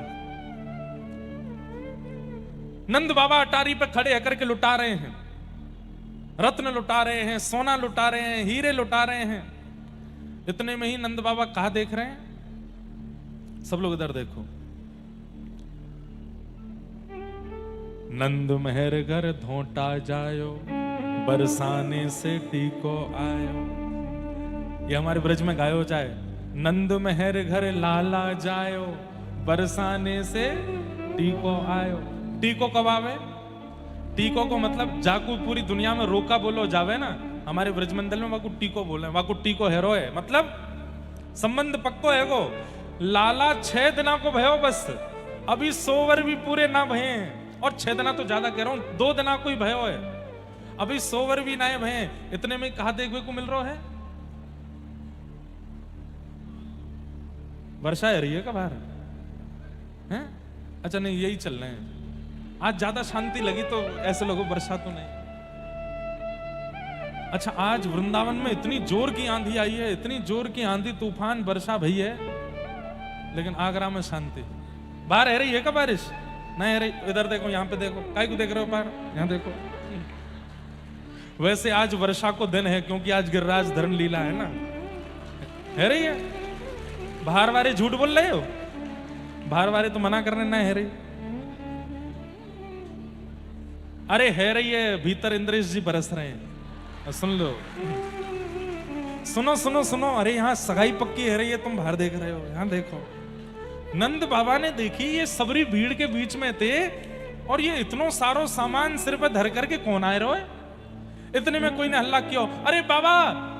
बोले हाँ, बरसाने के हमारे श्री वृषभानु बाबा आ रहे हैं। नंद बाबा के बचपन के मित्र हैं श्री वृषभानु जी। वृषभानु बाबा और नंद बाबा दोनों यमुना स्नान करवे जायो करते, और दोनों हाथ पकड़ के डुबकी लगा के कहते, मेरे लाला भयो और तुम्हारी लाली भई, तो हम या मित्रता को संबंध में परिवर्तित कर देंगे, एक दूसरे को ब्याह कर देंगे। भानु बाबा भी बोलते, मेरे लाला भयो तुम्हारी लाली भई, तो हम फिर उनको ब्याह कर देंगे। बोले हाँ ठीक है। आज अभी तक किशोरी जी को जन्म नहीं भयो है। 2 मत हैं हमारे व्रज के, एक मत में किशोरी जी 1 साल बड़ी हैं, एक मत में किशोरी जी 1 साल छोटी। अब बड़ी हो चाहे छोटी हो, हम तो यही कहें, हमारे माई श्यामा जू को राज, चाहे बड़ी हो चाहे छोटी हो, राज उन्हीं को ही है व्रजमंडल में। तो अभी तक किशोरी जी को जन्म भयो नहीं है। ठाकुर जी को जन्म भयो, और महाराज वृषभानु बाबा टीको लेके आए गए। नंद बाबा उतर करके आए। नंद बाबा को पहले लगी कि लाला हेवे की खुशी में बधाई लेके आए। नंद बाबा बोले, आओ भैया मित्र बड़े, तुम्हारी कृपा सो और तुम सबन की कृपा सो देखो लाला भयो है। वृषभानु बाबा बोले, वो सब तो ठीक है, समधी जी लो चैन पहनो। नंद बाबा बोले, अब बोलूं कैसे? बोले ये क्या कर रहे हैं समधी जी? अरे लाला 2 दिना को भयो अभी, और लाला 2 दिना को भयो सो भयो, बात ठीक है, इनके तो लाली है ही ना है, बिना लाली के समधी बनने। यशोदा मैया के पास कीर्ति मैया गई हैं, हृदय से लगा रही हैं, और जैसे समधी समधन मिले वैसे ही मिल रही हैं, और उनको साड़ी दे रही हैं। आपको बहुत बहुत बधाई। अब तो ये मित्रता संबंध में परिवर्तित है वारी है। नंद बाबा बेचारे कछु नहीं कह रहे हैं। भीतर लेके गए और टोपी कुर्ता, बढ़िया सुंदर टोपी कुर्ता और जूती, ठाकुर जी 2 दिना के छोटी छोटी जूती आई हैं उनकी, और पामन में पहना करके, हाथन में कड़ूला, पामन में सुंदर पहना के, और गले में हार पहना के टीको कर दियो। ब्राह्मण देवता पूरा वो कर रहे हैं, मंत्रोच्चारण कर रहे हैं, और नंद बाबा यशोदा मैया खड़े खड़े संकोच में देख रहे हैं, ये है कारो है। और जैसे ही नारियल धरो हाथ में, 2 दिना के लाला के हाथ में नारियल धर के, और महाराज सबरे बरसाने वाले तो बधाई देने लगे, बधाई हो सबन को बधाई हो, संबंध पक्को है को, टीको है को लाला को। 2 दिना के गोपाल जी को टीको है को। नंद बाबा बोले, ब्रष्मान बाबा ने कि एकांत में आओ। एकांत में गए, बोले कहा बात है? देखो आप बुरो मत मानियो, मैं आपको संकोच में ना डालना चाहूं, पर संबंध तो तब होवे जब लाली लाला दोनों हूं मैं। लाला है क्यों मान लियो कि आपने वहां को टीको कर दिया, अभी 2 ही दिना को है, लेकिन लाली अभी बरसाने में किलकारी तो भई नहीं है, और आप संबंध पक्को कर गए। बोले मैं यही मारे संबंध पक्को करके गया हूं। 9 लाख गैया चारों तरफ नंद भवन के खड़ी हैं, तो गैया साक्षी, हजारों ब्रजवासी चारों तरफ खड़े हैं, तो ये सब ब्रजवासी साक्षी, असंख्य ब्राह्मण वेद ध्वनि पाठ कर रहे हैं, ये सब साक्षी बनेंगे। मैं टीको करके लाल को जा रहा हूं। अब आकाश में बैठे देवतान को भी ध्यान रखना पड़ेगा, लाला को टीको है गए हो, कहीं क्वारो नहीं रह जाए, हमारी बरसाने में लाली भेजें। मैं तो पक्को करके जा रहा हूं, तुम्हारो लाला कहीं क्वारो नहीं रह जाए। अरे गैयाओं ध्यान रखियो लाला को। अरे ब्रजवासियों सबरे, अब तक तो यही जप रहे, अभी तो भयो ना है, अभी तो भयो ना है, अभी तो ब्रज में यही कीर्तन चलता था, अभी तो भयो ना है, जाने कब होएगो। अब से अपनो संकीर्तन बदलो, अब कहा कहनो, अभी तो भई ना है, अभी तो भई ना है, जाने कब होएगी। और बोले चाहो कि इतने बरसन में भयो लाला कहीं क्वारो नहीं रह जाए, तो अब यही मंत्र जाप शुरू करो कि बरसाने में छोरी आनी चाहिए। और भैया मैं यही मारे टीको करके जा रहा हूं कि मुझको विश्वास है यमुना जी, गैया और ये सब ब्राह्मण मुझको निराश नहीं करेंगे, बरसाने में तो लाली ही आवेगी। अब तो बस प्रतीक्षा करो। ठाकुर जी के हैवे के बाद से ही व्रजमंडल में नाम जब शुरू हो गए, अभी तो भई ना है, अभी तो भई ना है, जाने कब होएगी। जब ठाकुर जी 1 साल के भये, प्रथम जन्माष्टमी हुई है व्रजमंडल में, ऐसा उत्सव मनाया कि बादलों के रंग बदल गए, कोई गुलाबी कोई बैगनी, इतना उत्सव ब्रजमंडल में मनाया। लाला 1 वर्ष के भये हैं, और वह 1 वर्ष के उत्सव में वृषभानु बाबा और कीर्ति मैया फिर से आई हैं। अब की बार कीर्ति मैया गर्व से, और बस यही प्रार्थना करके गई हैं कि 1 महीना और है, आप कृपा करिए सब मंगल में हो। और ठीक 1 महीना बाद अष्टमी के ही दिन नंद बाबा बैठे हैं, और इतने में खबर आई है, बोले बाबा बधाई हो। काय बात की बधाई? काय बात की बधाई? ना ना ना ना, घर में बहू आवे वारी है, बहू को जन्म भयो, बधाई हो। ऐसी अद्भुत संरचना, ऐसी अद्भुत लीला, ऐसे अद्भुत विवाह को प्रसंग और कहीं सुनो ही नहीं होगा कि ससुर जी को बहू के जन्म की बधाई मिल रही है। नंद बाबा यशोदा मैया दोनों बड़े प्रसन्न भये। यशोदा मैया के तो नेत्रन से आंसू निकलने लगे। 1 साल को लाला 2 दांत निकले हैं बस, अभी नेक नेक बैठना सीखे, और बिल्कुल दुल्हा जैसा श्रृंगार किया ठाकुर जी को। बढ़िया वाली अचकन पहनाई है, नीचे बढ़िया सुंदर एक धोती पहनाई है, जहां में से सब आर पार दिखाई दे रहा है। पीत झंगुलिया पहने, लाला पीत झंगुली पहने, जहां में से शाम कांति स्पष्ट दिखाई देवे ठाकुर जी के। गले में बगनखा पहनो है, सिर पर अपने घुंघराले केशन को बांध करके वहां में एक मोती बांध के एक मोर पुच्छ लगायो है। यशोदा मैया ने गोद में उठाए, और महाराज बैलगाड़ी में सामग्री भर करके नंद बाबा पहुंचे हैं सीधे बरसाना धाम। और बरसाने जैसे ही पहुंचे, वहां जाकर के देखा अद्भुत अद्भुत आनंद। अच्छा, एक प्रसंग ऐसा भी आता कि नंद बाबा के मन में यूं आ रही थी कि हमसे बड़ा उत्सव ना कर सके, हमने जैसो लाला के जन्म को उत्सव कियो वैसो उत्सव भानु बाबा ना कर सके। लेकिन जैसे ही बरसाना पहुंचे हैं महाराज, वहां जाकर के जब देखा है, देख करके नंद बाबा की आंख खुली रह गई। आहा, प्रगटी श्री राधा रूप अगाधा, सब सुख सादा नावे, मुनि प्रेम अगाधा मेटन बाधा लग रही कोटि लजावे। ब्रज घर घर माई बटत बधाई। ये आगरा वाले इनको सौभाग्य है कि 2 दिना में कृष्ण जन्म और किशोरी जी को जन्म दोनों है रो यहाँ पे। कहीं कहीं मुंह को तरंग आ जाए तो मैं किशोरी जी को जन्मोत्सव कर दूं, नहीं तो हर जगह ना आयो वे। आहा कीरत बड़ भागी ओ प्रगटी श्री राधा रूप अगाधा सब सुख साधाना। मुनि प्रेम अगाधा मेटन बाधा लग रही कोटि लजावे। ओ ब्रज घर घर माई बटत बधाई सब मिल मंगल गावे। कीरत बड़ भागी अति सुख पागी पुरजन करत बधाई। सुर नर मुनि हर से सुमनहि बरसे चढ़े विमाना। है चित्र से थाड़े लख सब बाड़े बाजे विविध बजावे। नारद सनकादि शिव ब्रह्मादि भृगुवादिक मुनि जेते।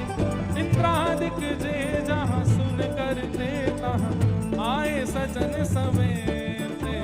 राधा प्यारी जन्म लियो है राधा प्यारी, राधा प्यारी जन्म लियो है। हम कहेंगे राधा प्यारी, आप कहीं जन्म लियो है। हे राधा प्यारी भानु दुलारी तीरथ प्यारी कृष्ण प्यारी बरसाने वाली राधा प्यारी कुंवर किशोरी कुंवर किशोरी। हे राधा प्यारी राधा प्यारी राधा प्यारी राधा प्यारी राधा प्यारी भानु दुलारी तीरथ प्यारी राधा प्यारी। हे राधा प्यारी राधा प्यारी राधा प्यारी राधा प्यारी। बरसाना आनंद भयो जय हो राधा रानी की। बरसाना आनंद भयो जय हो राधा रानी की। बरसाना आनंद भयो जय हो राधा रानी की। बरसाना आनंद भयो जय हो राधा रानी की। ब्रज में आनंद भयो जय हो राधा रानी की। ब्रज में आनंद भयो जय हो राधा रानी की। बरसाना आनंद भयो जय हो राधा रानी की। बरसाना आनंद भयो जय हो राधा रानी की। ब्रज में आनंद भयो जय हो राधा रानी की। ब्रज में आनंद भयो जय हो राधा रानी की। ब्रज में आनंद भयो जय हो राधा रानी की। हे बरसाना आनंद भयो जय हो राधा रानी। जय जय श्री राम जय जय श्री राम जय जय श्री राम। बोलो वृषभानु दुलारी की नेक में ही तो खड़े है, जाओ बैठ जाओ चलो। नेक कछु गाय दे महाराज। आगरा वाले इतने उत्साह में रहे में कहीं ऐसा नहीं एक दिन ऐसे खड़े भाई कि सीधे गोलोक धाम ही पहुंचे। विराज जाओ। जय कीर्ति कुमारी जय हरि प्यारी जय जय सुखदातारी। जय नित्य किशोरी प्रिय चित चोरी यह बिनती सुन लीजे। ब्रजवास ही दीजे ब्रज रस पीजे चरण शरण रख लीजे। कर जोर मनाऊं यह वर पाऊं दंपति यश नित गाऊं। दंपति यश नित गाऊं दंपति यश नित गाऊं।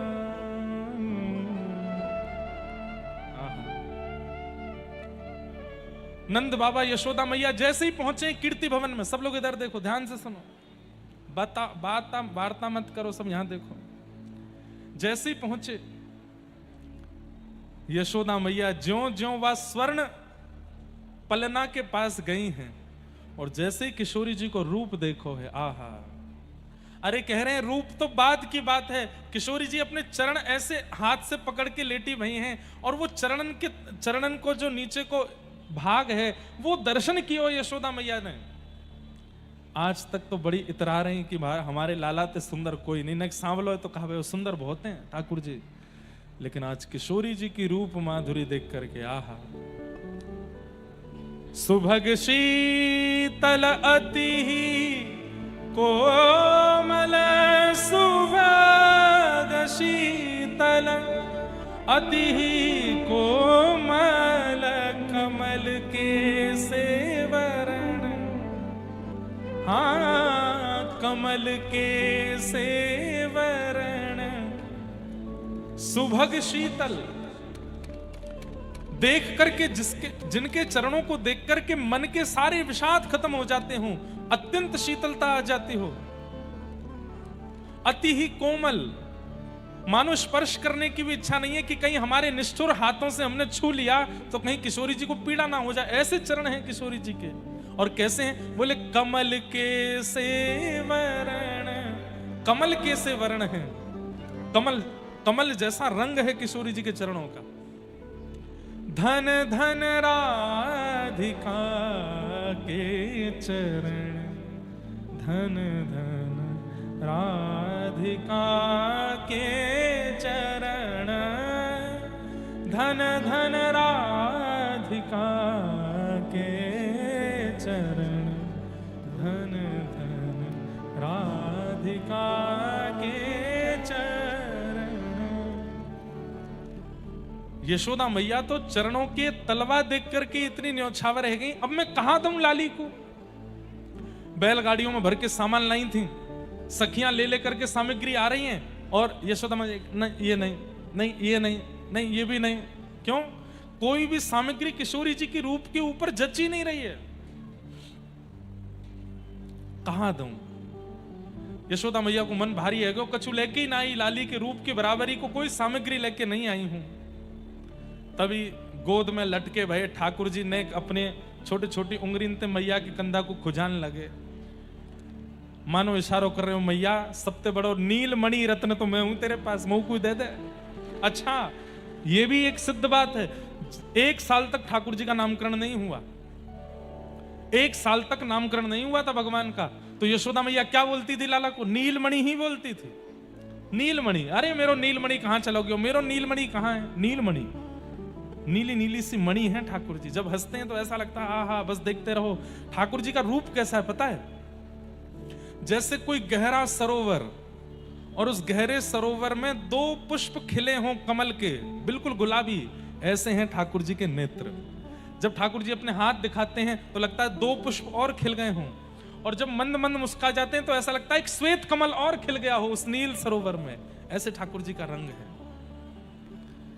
मैया की सोई दृष्टि गई लाला पे, और सब सखी बोली अरे मैया इतनी सामग्री लाई, कछु चढ़ाई नहीं रहे लाली पे। बोले मिल गई मोह कुछ सामग्री। बोले कौन सी सामग्री? सब देख रहे हैं। और ठाकुर जी को ऐसे गोद से उतार करके यूं लियो, और लाली के ऊपर 7 बार बार करके श्री ठाकुर जी ही चरणन में पधराई दिए।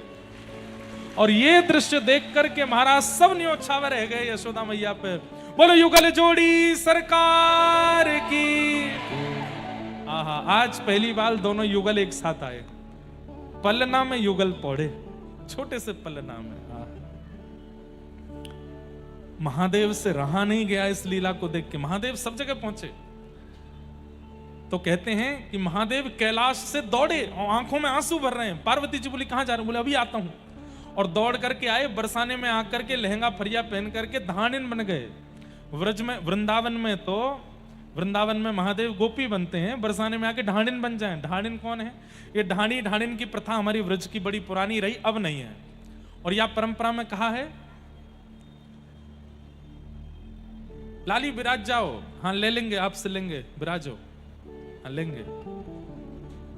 अच्छा, कितने अच्छे अच्छे बालक हैं, सब कोई कुछ बना के लाते हैं। कोई हमको राका डॉन बना के लाता है, कोई हमको डेका डॉन बना के लाता है, और कोई बढ़िया ऐसा नहीं है। देखो एक और बालक पीछे बना के लाया, सब बढ़िया बढ़िया। देखो जगन्नाथ जी वंशी बजा रहे हैं, कितनी तत्परता से बेचारे रात दिन बैठ के चित्र, देखो कितने सारे प्रकट हो गए एक साथ, कितने सारे चित्र बन के आए हैं। सब रखो। यशोदा मैया को मन भारी है, कछु लेके ही ना आई, लाली के रूप की बराबरी को कोई सामग्री लेके नहीं आई हूं। तभी गोद में लटके भये ठाकुर जी ने अपने छोटी छोटी उंगली ते मैया के कंधा को खुजान लगे, मानो इशारों कर रहे हो, मैया सबसे बड़ो नीलमणि रत्न तो मैं हूं तेरे पास, मुंह को दे दे। अच्छा, ये भी एक सिद्ध बात है, 1 साल तक ठाकुर जी का नामकरण नहीं हुआ, 1 साल तक नामकरण नहीं हुआ था भगवान का। तो यशोदा मैया क्या बोलती थी लाला को? नीलमणि ही बोलती थी, नीलमणि। अरे मेरो नीलमणि कहां चलोगे, मेरो नीलमणि कहां है? नीलमणि, नीली नीली सी मणि है ठाकुर जी। जब हंसते हैं तो ऐसा लगता है आहा बस देखते रहो। ठाकुर जी का रूप कैसा है पता है? जैसे कोई गहरा सरोवर और उस गहरे सरोवर में 2 पुष्प खिले हों कमल के, बिल्कुल गुलाबी, ऐसे हैं ठाकुर जी के नेत्र। जब ठाकुर जी अपने हाथ दिखाते हैं तो लगता है 2 पुष्प और खिल गए हों, और जब मंद मंद मुस्कुरा जाते हैं तो ऐसा लगता है एक श्वेत कमल और खिल गया हो उस नील सरोवर में। ऐसे ठाकुर जी का रंग है। मैया की सोई दृष्टि गई लाला पे, और सब सखी बोली अरे मैया इतनी सामग्री लाई, कछु चढ़ाई नहीं रहे लाली पे। बोले मिल गई मोह कुछ सामग्री। बोले कौन सी सामग्री? सब देख रहे हैं। और ठाकुर जी को ऐसे गोद से उतार करके यूं लियो और लाली के ऊपर 7 बार बार करके श्री ठाकुर जी ही चरणन में पधराई दिए। और ये दृश्य देख करके महाराज सब न्योछावर रह गए यशोदा मैया पे।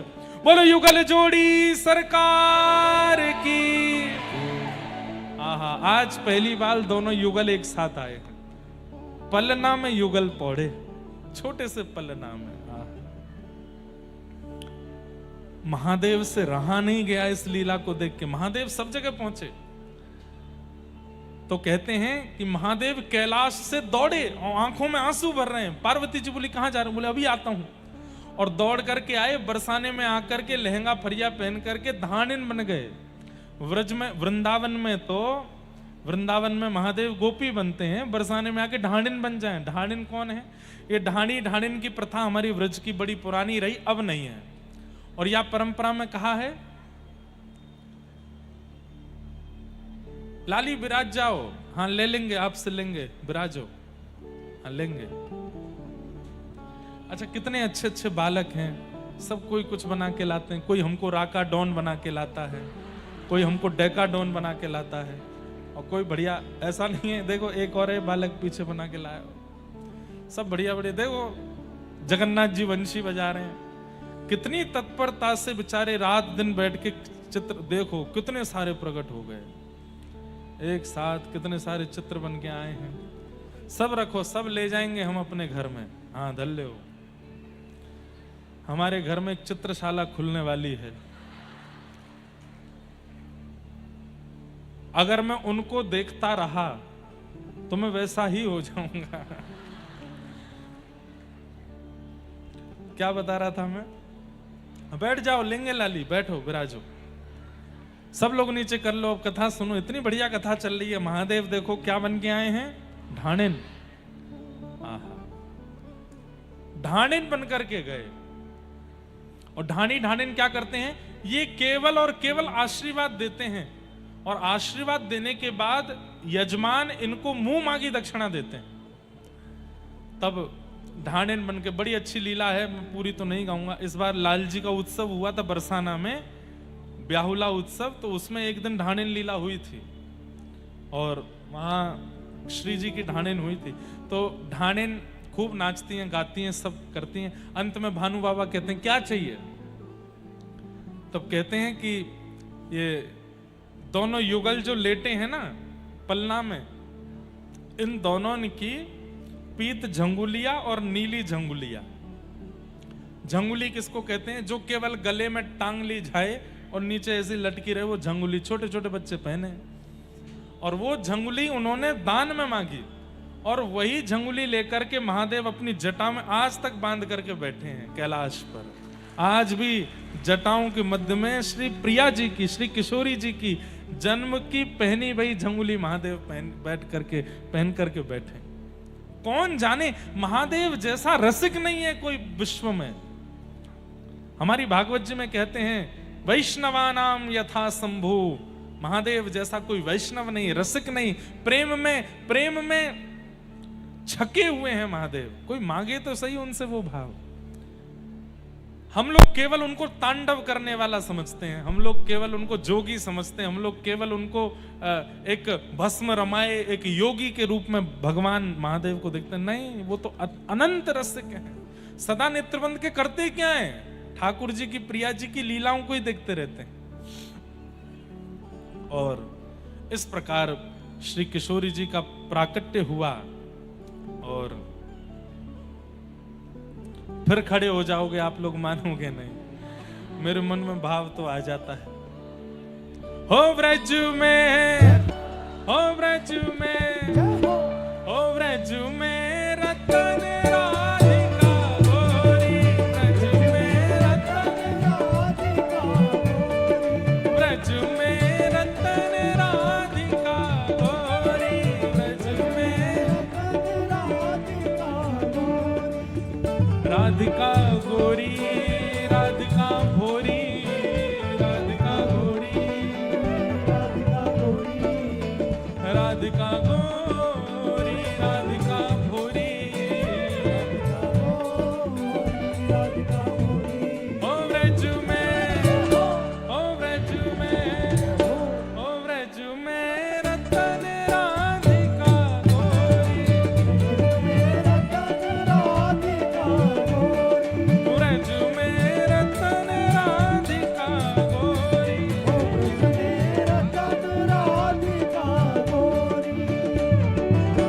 हर लीनी वृषभानु भवन ते, हर लीनी वृषभानु भवन ते, हर लीनी वृषभानु भवन ते, हर लीनी वृषभानु भवन ते, वृषभानु भवन ते, वृषभानु भवन ते, हर लीनी वृषभानु भवन ते, हर लीनी वृषभानु भवन ते, हर लीनी वृषभानु भवन ते, हर लीनी वृषभानु भवन ते।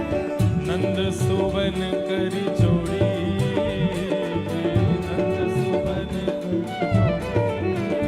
ओ नंद सुवन करी जोड़ी, ओ ब्रज में, ओ ब्रज में, ओ ब्रज में रतन राधिका गोरी, ब्रज में रतन राधिका गोरी, ब्रज में रतन राधिका गोरी, रतन राधिका। बोलो वृषभानु दुलारी की।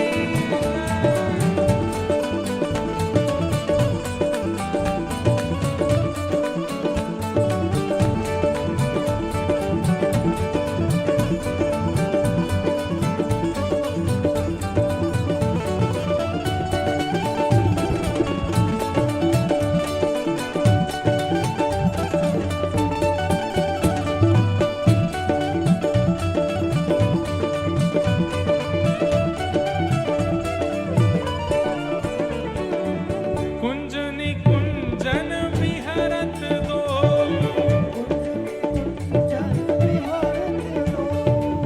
कुंज निकुंजन विहरत दो, हाँ विहरत दो, ये विहरत दो, कुंज निकुंजन विहरत दो,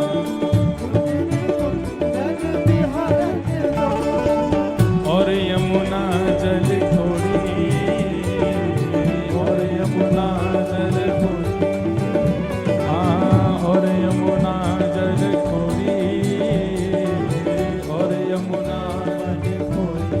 ओ ब्रज में, ओ ब्रज में, ओ ब्रज में रतन राधिका गोरी, रतन राधिका गोरी, ओ ब्रज में रतन राधिका गोरी, रतन राधिका गोरी, राधिका गोरी, राधिका गोरी, राधिका गोरी, राधिका गोरी, राधिका गोरी, राधिका भोरी, राधिका गोरी, राधिका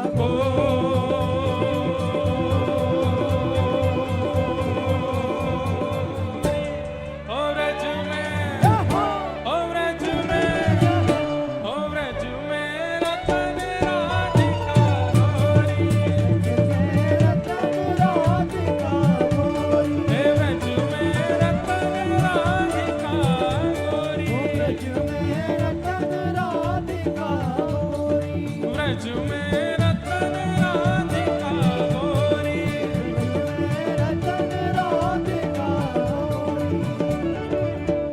प्रिय भुज कंद दिए शोभित कर, प्रिय भुज कंद दिए शोभित मन, भुज कंद दिए शोभित कर, धन दामिनी दुति चोरी, धन दामिनी दुति चोरी। ओ कृष्णदास प्रभु गिरधर नागर, कृष्णदास प्रभु हे प्रभु गिरधर नागर, प्रभु गिरधर नागर, हे प्रभु गिरधर नागर, प्रभु गिरधर नागर, हे प्रभु गिरधर नागर, प्रभु गिरधर नागर, कृष्णदास प्रभु गिरधर नागर, नागरी नवल किशोरी, नागरी नवल ओ नागरी नवल किशोरी,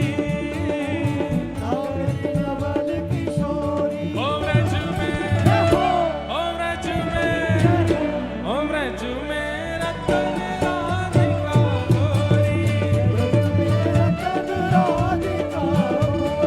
व्रज में रतन राधिका गोरी। ये बाहर वाले लोग ऐसा ना समझें कि आप लोग कथा में नहीं हो, आप भी गाओ प्रेम से। ओ व्रज में, ओ व्रज में, ओ व्रज में रतन राधिका गोरी, हे राधिका गोरी, राधिका भोरी, राधिका राधिका गोरी, राधिका भोरी, राधिका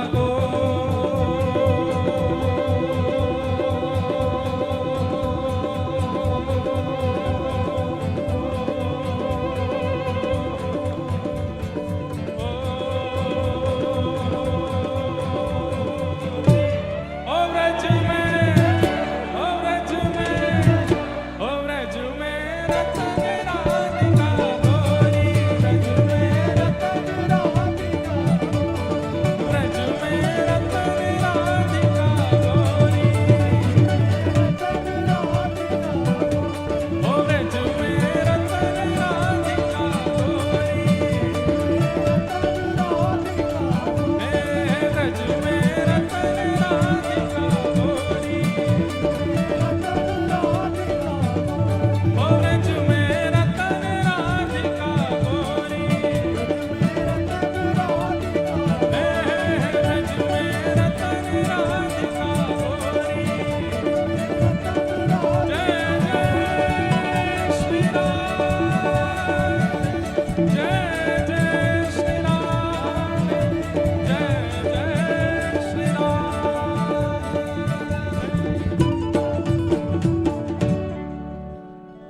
हरलीनी वृष भानुभवन ते, हरलीनी वृष भानुभवन, नंद सुवन करि चोरी,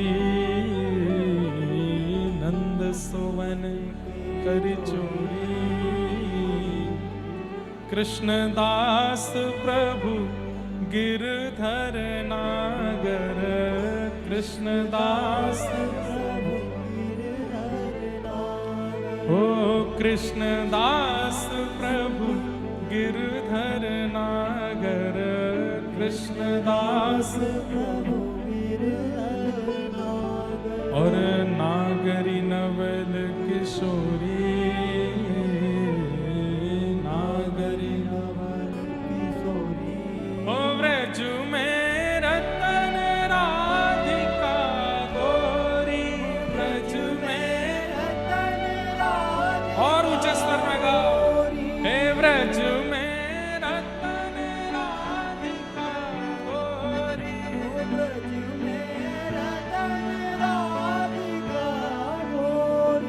हे राधिका गोरी, राधिका भोरी, राधिका भोरी, राधिका भोरी, राधिका गोरी, राधिका भोरी, राधिका गोरी, राधिका भोरी।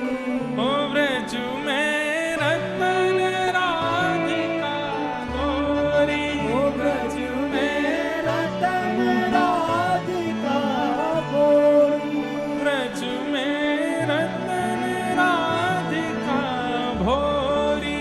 ओ ब्रज में रतन राधिका भोरी। बोलो युगल सरकार की। तो ऐसे महाराज ये तो 2 दिना के भय नाए, जन्म नहीं भयो वासे पहले को इनको संबंध पक्को है गयो। लेकिन ये प्रकट रूप में सब जगह सार्वजनिक कथाओं में विवाह का प्रसंग नहीं है, ये केवल रसिकों के लिए रखा गया। इसलिए कहीं कहीं गर्ग संहिता आदियों में भगवान के विवाह का किशोरी जी के साथ प्रसंग बताया गया। ये नित्य एक हैं, हमारे नित्य किशोर अजन्मा, बिहरत एक प्राण दो तन्मा। हमारी हरिदास परंपरा में कहते हैं कि प्रिया प्रियतम तो सदा सदा से एक हैं। ये कोई द्वापर में जन्म हुआ उसके बाद से इनकी प्रसिद्धि नहीं। गोलोक धाम नित्य है और वहां नित्य गोलोक धाम में प्रिया प्रियतम नित्य विहार करते हैं, नित्य एक दूसरे के संग रहते हैं।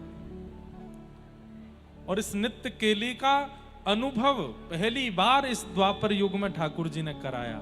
नहीं तो ये नित्य केली केवल और केवल रसिकों के लिए और महादेव सरी के कुछ देवताओं के लिए थी बस। और कोई इस नित्य प्रिया प्रियतम की केली को देख नहीं सकता था। इस द्वापर से पहले, ये तो इस द्वापर में ठाकुर जी ने हम जीवों पर कृपा करके व्रजमंडल में प्रकट होकर के प्रिया जी के साथ उस नित्य केली का कुछ अंश हमें अनुभव कराया। तो लाला 6 दिना के भय और पूतना नाम की राक्षसी आई। भगवान ने अपने नेत्रन पे हाथ धर लियो। क्यों? क्योंकि भैया पूतना रूप बदल करके आई। बहुत ध्यान से सुनिए सब लोग। अत्यंत सुंदरी बनकर के पूतना आई थी। ठाकुर जी ये बात कहना चाहे, भैया तुम जैसे मैंने बनाए हो वैसी ज्यादा रहे करो, ज्यादा अपने हृदय मन बुद्धि पर लीपा पोती मत करे करो। समझ में आई बात? जैसे हो वैसे मेरे सन्मुख आ जाओ। इसमें श्रृंगार का अभिप्राय नहीं है, हृदय का अभिप्राय है। हृदय बुद्धि जैसी है वैसे मेरे सन्मुख आ जाओ। ज्यादा आडंबर करके पाखंड करके यदि मेरे सन्मुख आओगे तो मैं तुमको देखूंगा नहीं, अपनी आंख मूंद लूंगा, जैसे मैंने पूतना को नहीं देखा। ठाकुर जी के नेत्रों के अधिकारी बनिए। कथा क्या है? कथा भी एक श्रृंगार घर है। यहां पर आने वाले प्रत्येक श्रोता का श्रृंगार किया जाता है। और श्रृंगारी कौन है? हम श्रृंगारी हैं। और श्रृंगार की सामग्री क्या है? कथा, कीर्तन, भजन और उपदेश, ये हमारे पास सामग्री है। इन सामग्रियों से हम आप सबका श्रृंगार कर रहे हैं। लेकिन श्रृंगार में भी होता है ना कि जब कोई श्रृंगार कराता, नहीं ये हमको मत लगाना, नहीं ये हमको नहीं लगवाना। तो ऐसे ही यहां पर बैठे हुए श्रोता भी हैं, किसी भाव के प्रति उनकी भावना होती है, नहीं ये हमको नहीं चाहिए, हाँ ये वाला हमको चाहिए। तो जो श्रृंगार आपको प्रिय लगता आप करा लेते हो। श्रृंगार किस लिए किया कराया जाता है? किसी को रिझाने के लिए। पर यहां हो रहे श्रृंगार से केवल और केवल राधा रमण लाल ही रीझते हैं।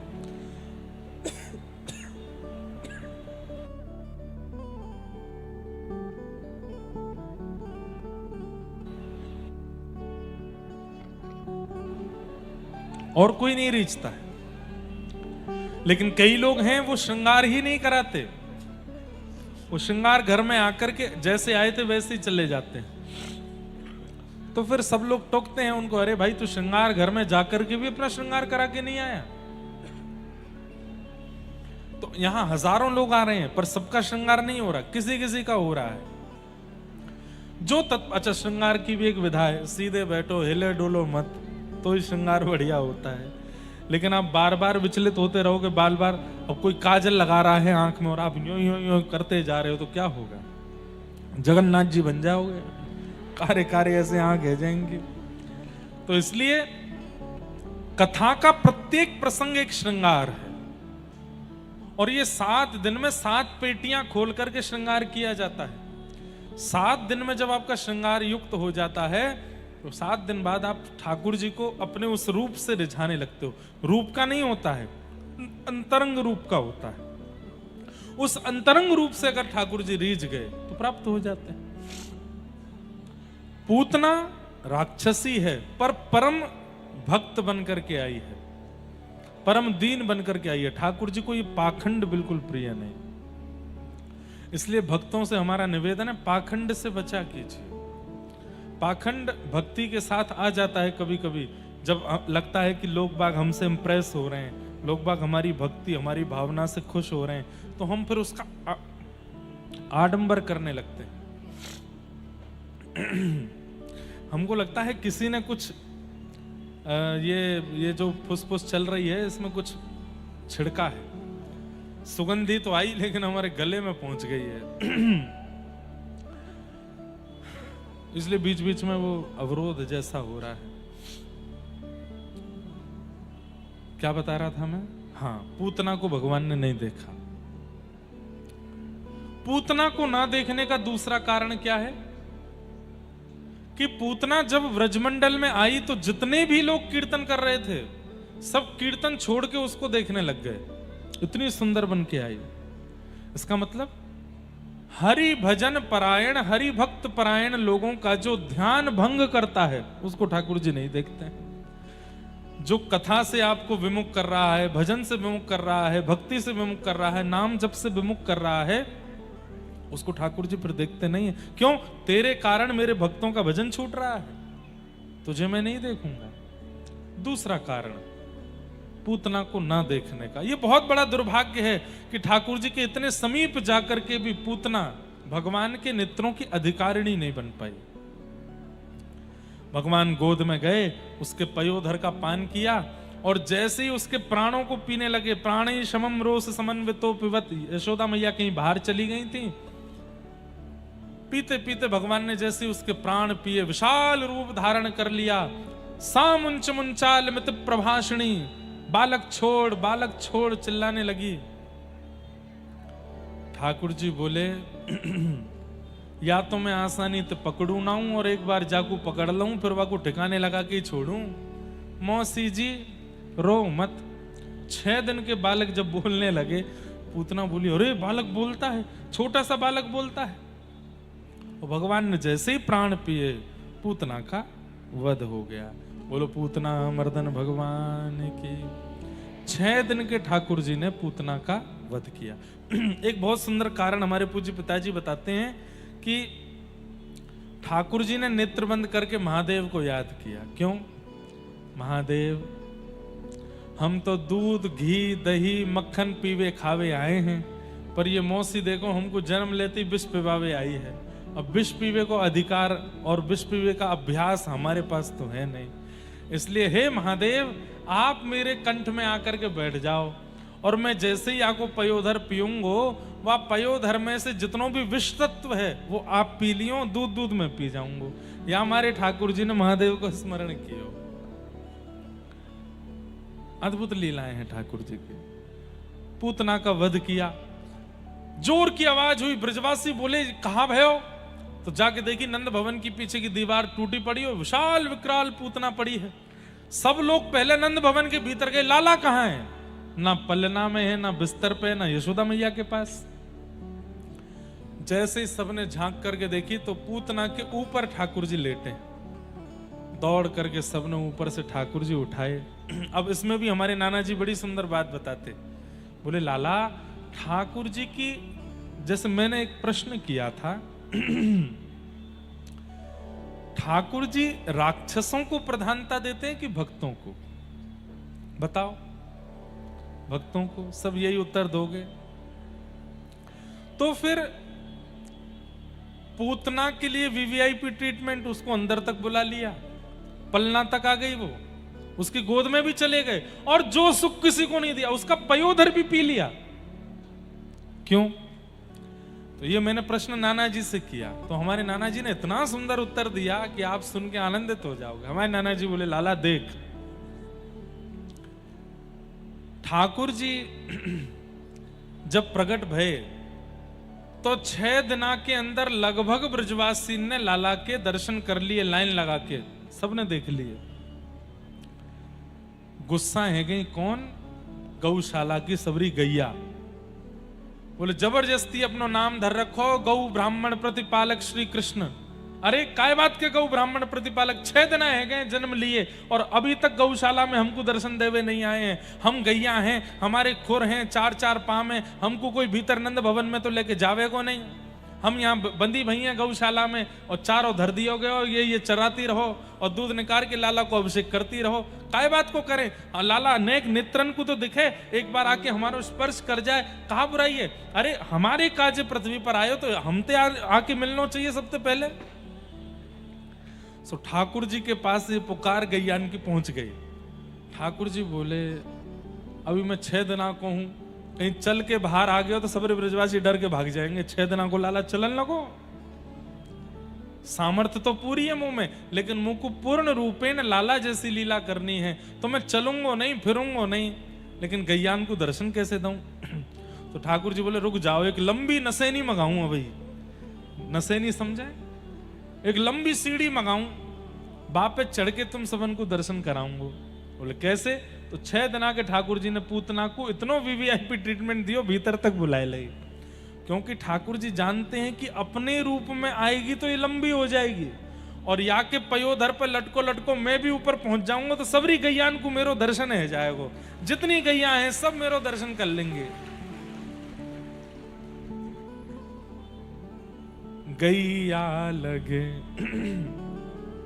अति प्यारी जग पालन हारी, गैया लगे। बहुत प्रिय लगती है ठाकुर जी को गैया। और गैयान को दर्शन देवे के काजे ठाकुर जी ने पूतना को माध्यम बनायो। इसलिए कहीं भी किसी भी लीला में किसी राक्षस को प्रधानता ठाकुर जी दे रहे नहीं, अंतरंग रूप से किसी ना किसी भक्त के ऊपर कृपा कर रहे हैं। उसके द्वारा भी भक्तों के लिए ही आए हैं वो। जैसे ही पूतना के ऊपर से ठाकुर जी उठाए तो गैया व्याकुल है गई। ठाकुर जी को दूर से देखो है, इच्छा मन में है लगी कि हम पास से न देख लें। सो ठाकुर जी ने एक और लीला कर दी। कैसे? जैसे ही ठाकुर जी पूतना की गोद से उठाए तो सब गोपी बोली अरे 6 दिना को लाला ये राक्षसी आए गई और याने आए करके कहीं कोई अला बला लाला पे टोना टोट का नाय कर दियो हो, कहाँ करें कहाँ करें। तो सबरी ब्रजवासी गोपी बोली लाला को लेके गौशाला चलो, गौमूत्र से स्नान करामेंगी, गौ गोबर या के आंगन पे लगामेंगी और गैया की पूंछते या को झाड़ो लगा देंगी, सोई सबरी अला बला निकल जाएंगी। ठाकुर जी मंद मंद मुस्का रहे हैं, अब तो खुश हो गैया हूं, तुम्हारे पास ही आ रहा हूं। सोई सबरी गोपी लेकर के ठाकुर जी को गौशाला गई। गौमूत्रेण स्नापित्वा पुनर्गौरज सार्भकम। गौमूत्र से ठाकुर जी को स्नान कराया। रक्षाम चक्रुश्च सक्रता द्वादशांगे सुनाम भी। भगवान को गैया की पूंछ से झाड़ा लगाया। ये एक ये टोना टोटका नहीं है, ठाकुर जी की अलावला को दूर करने के लिए यशोदा मैया का एक उपचार है। आज की माताएं भी कर सकती हैं। देसी गैया जहां विराजती हो, बालक बहुत रो रहा हो, बहुत विचित्र बेचैन हो रहा हो, समझ ना आ रहा हो क्या दिक्कत है, ले जाओ गैया के पास, बैठ जाओ बालक को गोद में लेके। थोड़ी देर जो आपको स्तुति आती है वो स्तुति गैया के सामने बैठ के गाओ और गैया की पूंछ से अपने बालक को झाड़ा लगाओ। गैया की चरण रज लेकर के लाला के 12 अंगों पे लगाओ, 12 अंगों पे लगाओ और 12 अंगों पर लगा करके थोड़ा सा गौमूत्र और गौ गोबर का मिश्रण लेकर के हल्का सा टीका उसके माथे पर लगा दो और ये सब सामग्रियां घर ले जाओ। जब तक बालक 6 महीना 1 साल का ना हो, गौ गोबर गौ रज नित्य लगाओ उसको। कोई अला बला टोना टोटका रोना धोना कुछ नहीं होगा उसको। क्यों? क्योंकि यही उपचार व्रज पालक ठाकुर जी के लिए यशोदा मैया करती हैं। आपके लाला तो नेक्से से एक घर के पालक हैं, तो उनको कर दो। गौशाला, गैया जानवर नहीं है, गैया पशु नहीं है, गैया तो भगवान की वैद्य है। जैसे हमारे वैद्य डॉक्टर हैं, ऐसे भगवान की वैद्य है गैया। उसकी सब सामग्री वैद्य के समान है, औषधि के समान है। इसलिए अपने अपने बालकों को कम से कम 5 साल तक बालकों का जन्मदिन गौशाला में ही मनाना चाहिए, गैयाओं के बीच में ही मनाना चाहिए। आप कहेंगे महाराज जी 5 साल ही क्यों, जीवन भर मनाओ, उससे बढ़िया तो कुछ हो ही नहीं। हमारे लाल जी जन्माष्टमी उत्सव करके शाम के समय वृंदावन में भक्तिपद गौकुलम है, लाल जी की गौशाला, वहां जाते हैं और गैयान के बीच में बैठते हैं। गैया उनको चाटती हैं, गैया उनको प्रेम से खूब, हम कुछ छेड़ते भी नहीं, कभी कभी गिरा दें लाल जी को, बढ़िया प्रेम से गैयाओं के बीच में लाल जी रहते हैं, बहुत आनंद करते हैं। होली खेलने ठाकुर जी गैयाओं के पास जाते हैं। 2 नियम हैं उनके ठाकुर जी के, एक तो 3 नियम है, गोपाष्टमी, जन्माष्टमी और होली। 3 दिन लाल जी गौशाला जाते हैं, गैयाओं के बीच में ही रहते हैं। इसलिए अपने अपने बालकों को भी गौशाला ले जाया करो। इस प्रकार भगवान ने पूतना का वध किया। आगे भगवान का पलना महोत्सव हुआ और इसी बीच करवट महोत्सव मना। पहली करवट ली लाल जी ने 3 महीना के जब भये। करवट लेते ही पूरे ब्रजमंडल में नगाड़े बजन लगे, लाला ने करवट ले ली, लाला ने करवट ले ली, बधाई हो। ब्रजवासी इकट्ठे है गए। लाल जी को मैया ले जाकर के एकांत में बैलगाड़ी के नीचे एक कपड़ा को झूला बना के वहां में सुवाए दें। इतने ब्रजवासी आ गए, लाला को छेड़ हैं, चैन ते सो जाएगो। लाल जी जैसे थोड़ी देर झूलते झूलते सोए, यशोदा मैया उठ के वहां से चली गई। लाल जी ने तुरंत आंख खोल करके देखी, अच्छा मैया, बड़े बड़े योगी तपी जपीन को मैं मिलूं ना हूं और तो पे कृपा करके मैं तेरे पास आया, तुम को अकेलो छोड़ के चली गई। ठाकुर जी कभी नहीं चाहते कि हम उनसे दूर जाएं, सदा उनके पास रहें, ये उनको अति प्रिय लगता है। हर किसी के लिए नहीं, जो प्रेम लक्षण भक्ति करते हैं उनको ठाकुर जी कभी नहीं चाहते कि ये मुझसे दूर जाएं।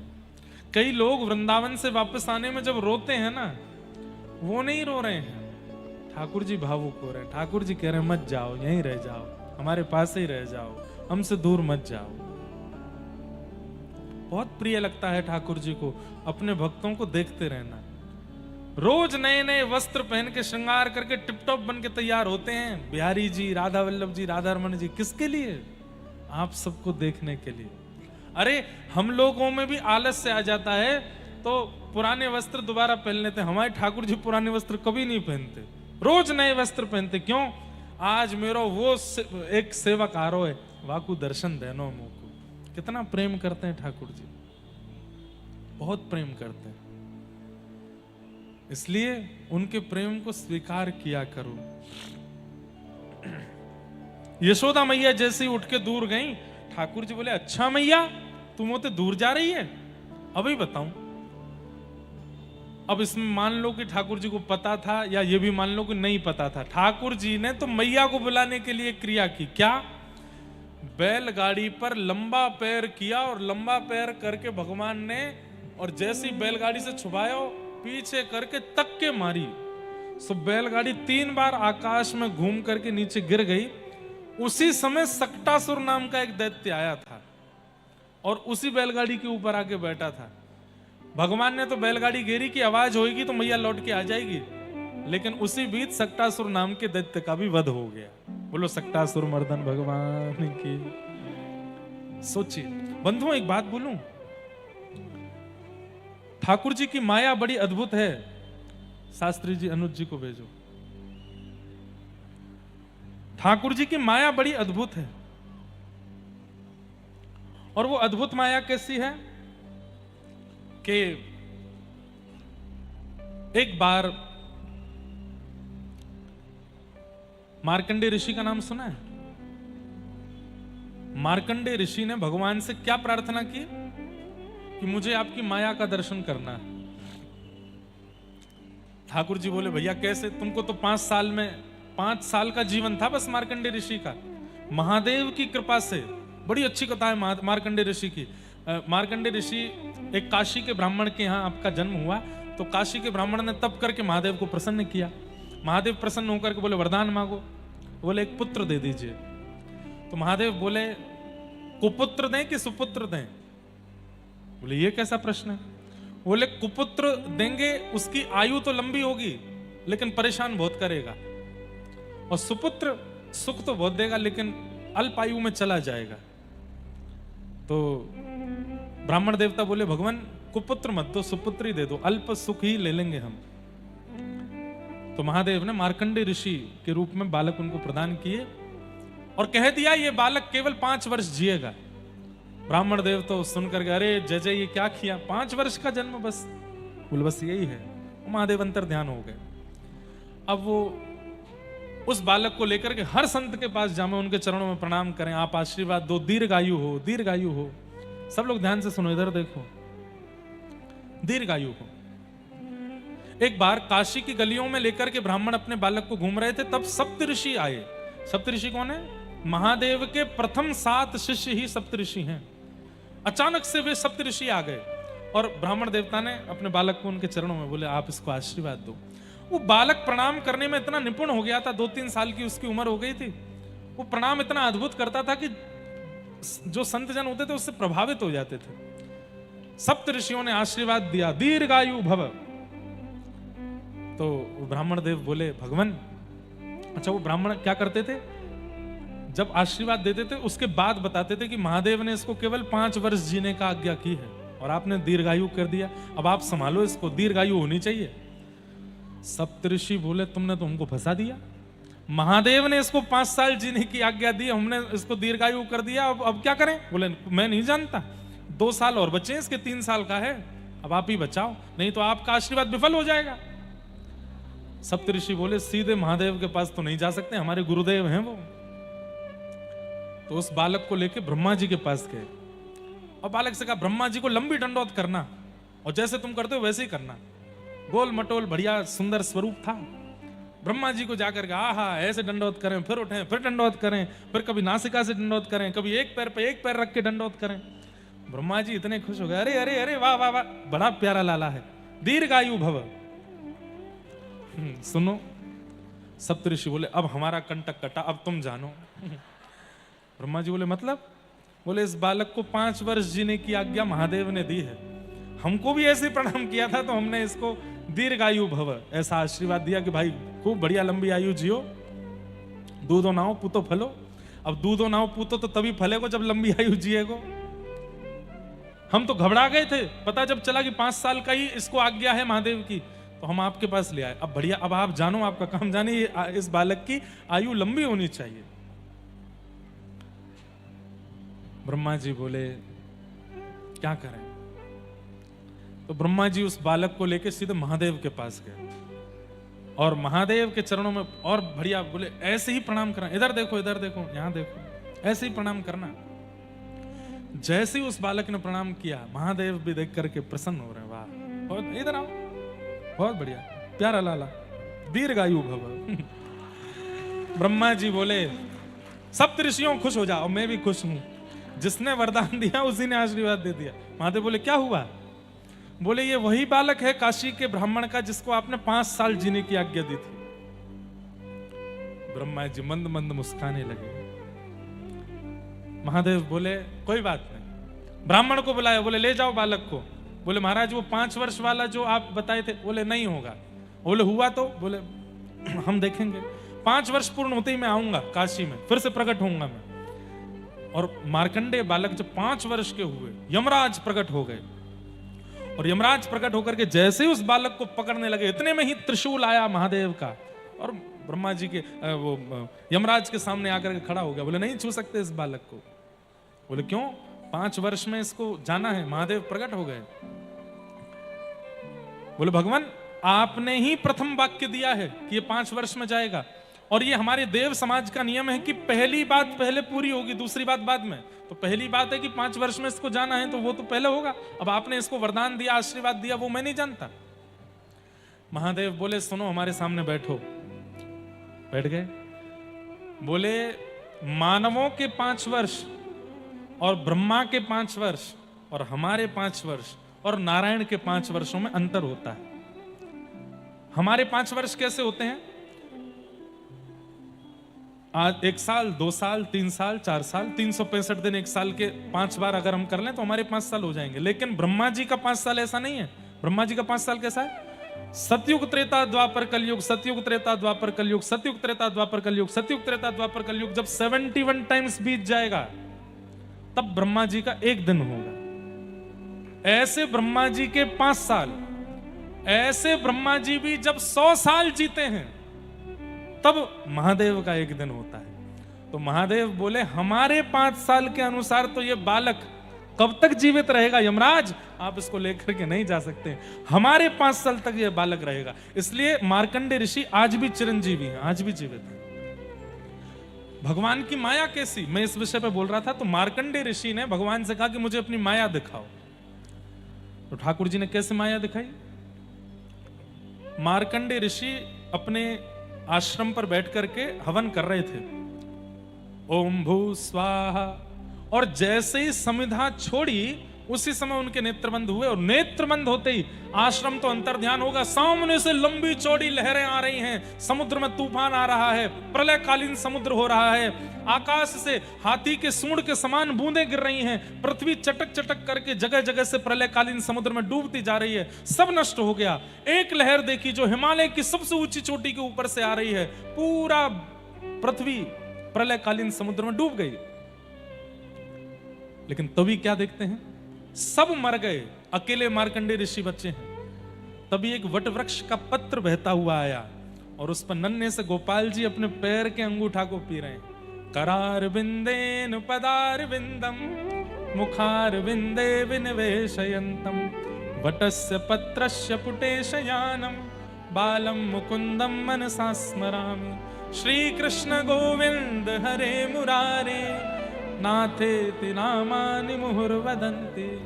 हे नाथ नारायण वासुदेव जिह्वे पिबस्वामृतमेतदेव।